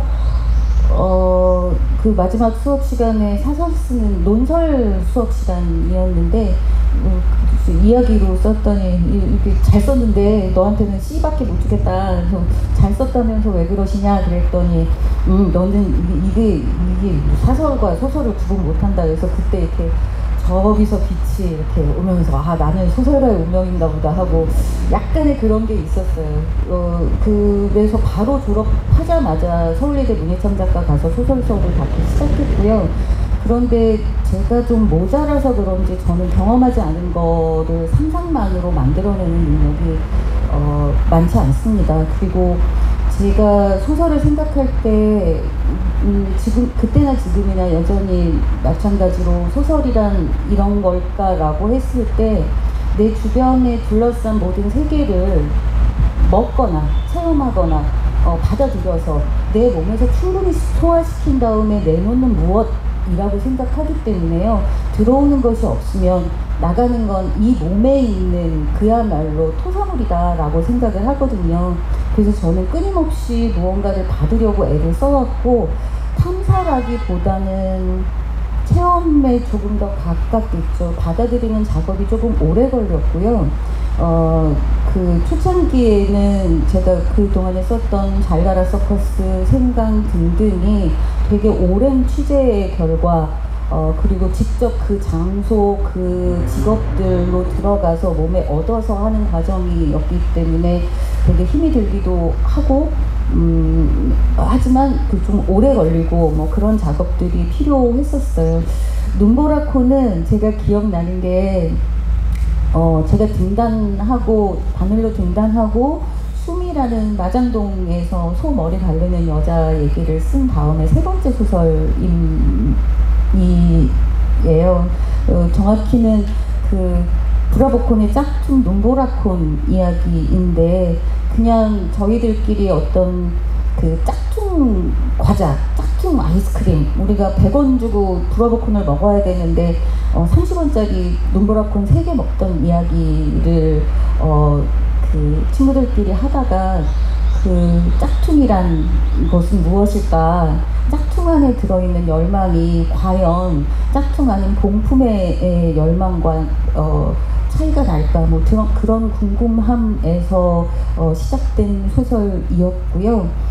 정말 그 열망이라는 것이기 때문에 욕망으로 풀어내야 한다라고 생각을 했고 그 아이스크림 먹는 장면만큼은 가장 성적으로 쓰자라고 작정을 했고 가장 그 리드미컬하게 쓰자 해서 그때 기억이 나는 게 그 아이스크림 먹는 그 장면을 고치는 그 퇴고의 과정이 A4 한 권을 다 썼어요. 읽고 쓰고 그래서 정말 그 감각이 있는 사람들로 하여금 함께 느껴지게 만들자는 목표가 있었고요. 그렇게 해서 나온 장면이었고 마음이 들었습니다. 저도 그 문장을 읽으면서 굉장히 공감각적으로 느꼈고 사실 그 우리 방금 말씀하신 바늘이라는 작품은 타투하는 여자거든요. 타투 그리는 여자. 그리고 이제 숨은 이제 도축장에 그 소머리 가르는 사람. 뭐 그런 우리 천 작가님의 그 소설에 등장하는 주인공들이 범상치 않은 인물들입니다. 여성들 가운데서도 이런 사람을 왜 주인공으로 내세울까 싶은 여성들 많이 등장합니다. 천 작가님은 오늘 이 자리가 많은 사람들이 계시고 이래서 소설이라는 게 세상에 떠돌아다니는 여러 가지 것들을 다 몸으로 체험하고 먹고 나오는 무엇이라고 말씀하셨지만 공식적으로는 아마 그 무엇을 똥이라고 표현하셨습니다. 똥. 그러시죠. 그걸 들으면서 르네 엘렉 오스틴 와렌의 그 우리 학부 때 처음 문학이란 무엇인가 그럴 때 문학이 배설이다 이런 이야기를 하는 것과 일치한다는 생각이 드는데요. 지금은 천 작가님 지금은 다른 공부를 좀 하고 계시는 걸로 알고 있거든요. 다 끝났습니까? 그 공부가? 생명공학? 예, 아까 그 남극가기에서 공부를 다시 했다는 거기는 지금 이제 수료한 상태이고요. 이제 그 남극에 가서 가져온 데이터로 그 그 논문을 써야 하는데 저희 학교 선생님 최재총 교수님께서 천 작가님 꼭 학위를 따셔야겠습니까? 그러면서 지금 공부한 이야기를 소설로 쓰시는데 선생님이 하셔야 될 일 아니겠습니까? 맞습니다, 선생님. 그러고서 예, 그냥 즐겁게 나왔는데 예, 그 이제 배우고 느낀 것들 그리고 이제 그 문과생이 이제 그 이학 그쪽에서 공부하기란 정말 힘든 일이었거든요. A부터 Z까지 다 배워야 하는 상황이어서 근데 그거를 어떤 무슨 사설이나 혹은 뭐 이론으로 풀어내는 것이 아니라 그리고 또 그냥 뭐 환경생태소설 막 이런 명칭의 것이 아니라 그것이 이제 몸으로 들어왔으니 어떻게 이야기로 풀어낼까 그 고민들을 지금 계속 하고 있습니다. 지금 ING네요. 예. 곧 만나볼 수 있겠네요. 네, 앞으로 10년 정도는 계속 같은 이야기를 하게 될 것 같습니다. 예. 근데 선생님을 참 잘 두셨네요. 선생님. 네. 훌륭한 선생님을 두셨습니다. 네. 부럽습니다. 지금 학생들을 가르치고 있나요? 예, 지금 한의종에서 이렇게 서석찬 작가 학생들 꽤 오래 가르치고 있습니다. 옆에 이제 신인 작가 있는데요. 신인 작가 한 25년쯤 후배죠. 신인 작가 그리고 문학을 지금 처음 시작하거나 오늘도 열심히 다락방에서 습작에 몰두하고 있을 후배 문학인들에게 한 말씀 한다면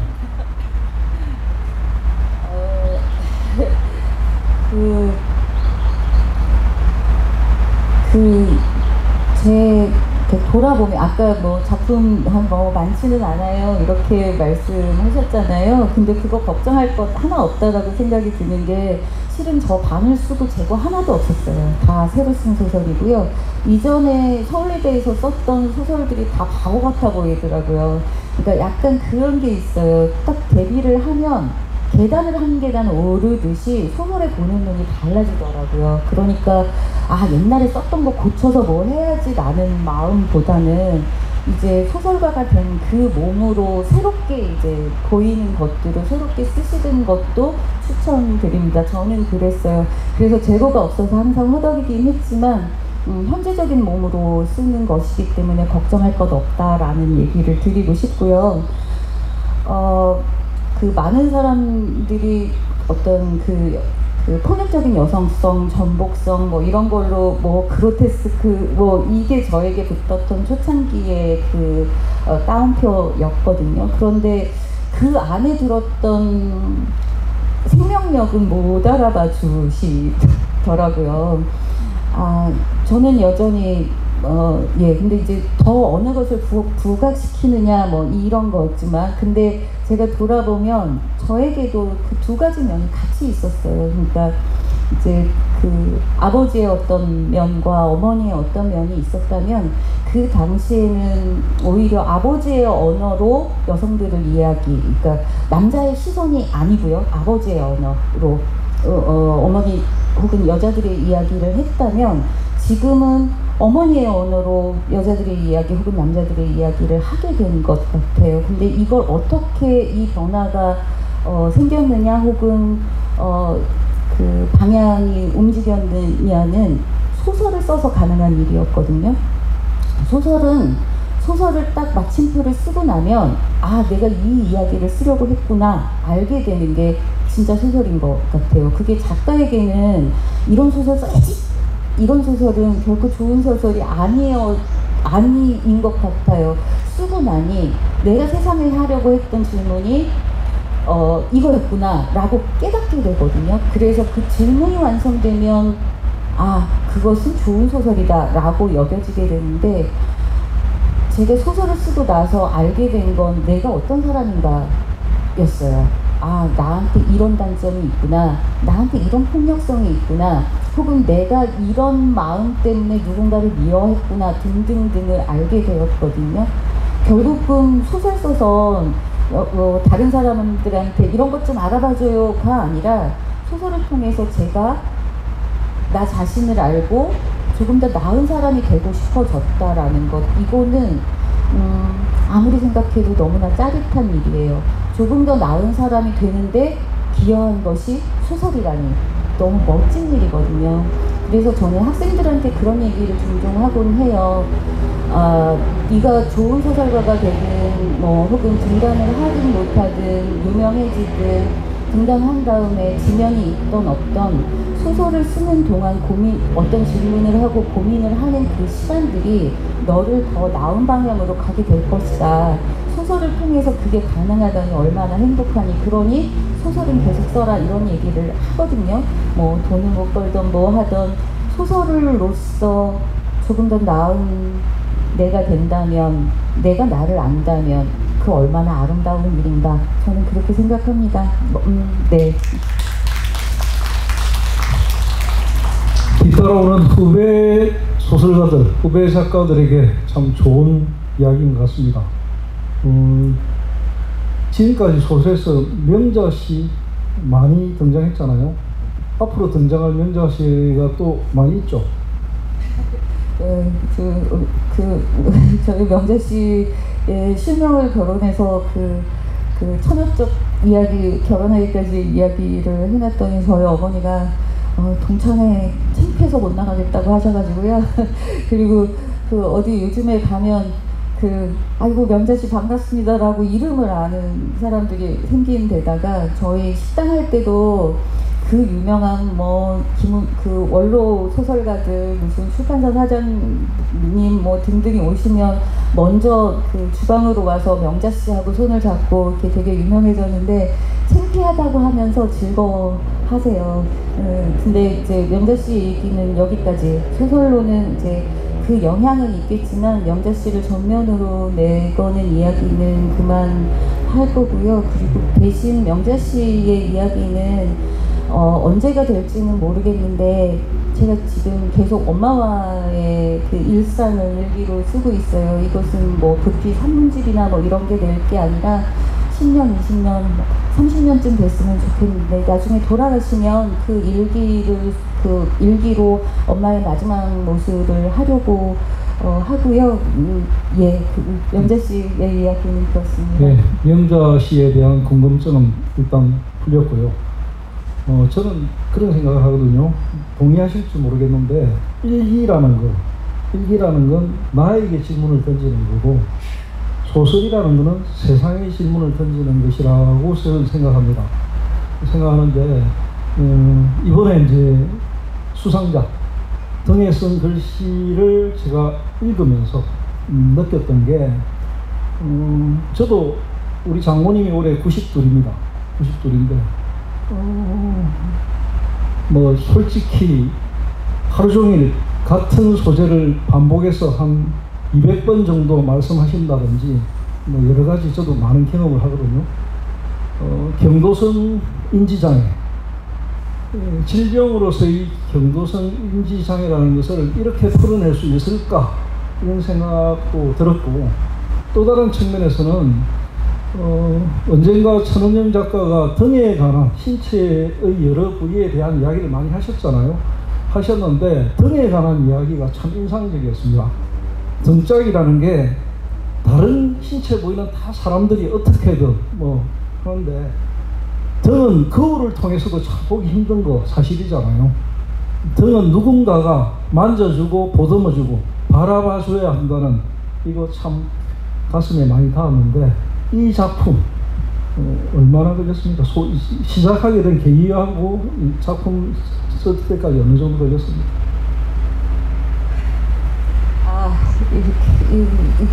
창피한 건가 자랑스러운 건가 잘 모르겠는데 이 작품은 그리 오래 걸리지 않았어요. 오래 걸리지 않은 게, 그러니까 쓰는 시간은 되게 오래 걸리지 않았어요. 이전에는 어떤 초고를 쓰고 고치고 이런 게 되게 많았다면 이거는 그냥 찰 때까지 계속 기다리다가 자리에 앉기까지의 시간이 오래 걸렸고요. 쓰는 시간은 그리 오래 걸리지는 않았습니다. 네. 시간으로 그냥 따지자면 그렇고, 이런 게 있었어요. 제가 문장을 너무 벼리고 쓰다 보니 사람들이 숨차하더라고요. 그러니까 좋은 문장 뭐 이런 거. 그래서 이렇게 그 마음속으로 문장질하지 말자. 그러니까 이제 저의 어느 순간에 이제 머릿속에서 계속 하는 것, 이렇게 적확한 문장을 쓰되 이것을 뭔가 더 아름다운 문장 이런 고민을 시간을 줄이자라는 생각으로 그냥 넘쳐나는 문장을 받아내자라는 마음으로 쓴 거라 약간 소설 쓰기의 시간 안배가 조금 바뀐 셈이죠. 지금 이제 주최 측에서 끊으랍니다. 끊으라 해서 더 이야기를 막 하루 종일 할 수도 있겠지만 끊어야 됩니다. 전 마무리하겠습니다. 우리 오늘 이현지 작가님, 소설가라는 이름이, 소설가라는 외투가 아직은 좀 거북스럽겠지만 익숙해질 겁니다. 오늘 다시 한번 축하드리고요. 우리 전용 작가님 다시 한번 또 축하드립니다. 우리 관객 여러분들 질문하실 것도 많고 궁금증도 많겠지만 여기서 아쉬운 작별을 하고 우리 모두 박수 치면서 끝내도록 하겠습니다. 고맙습니다.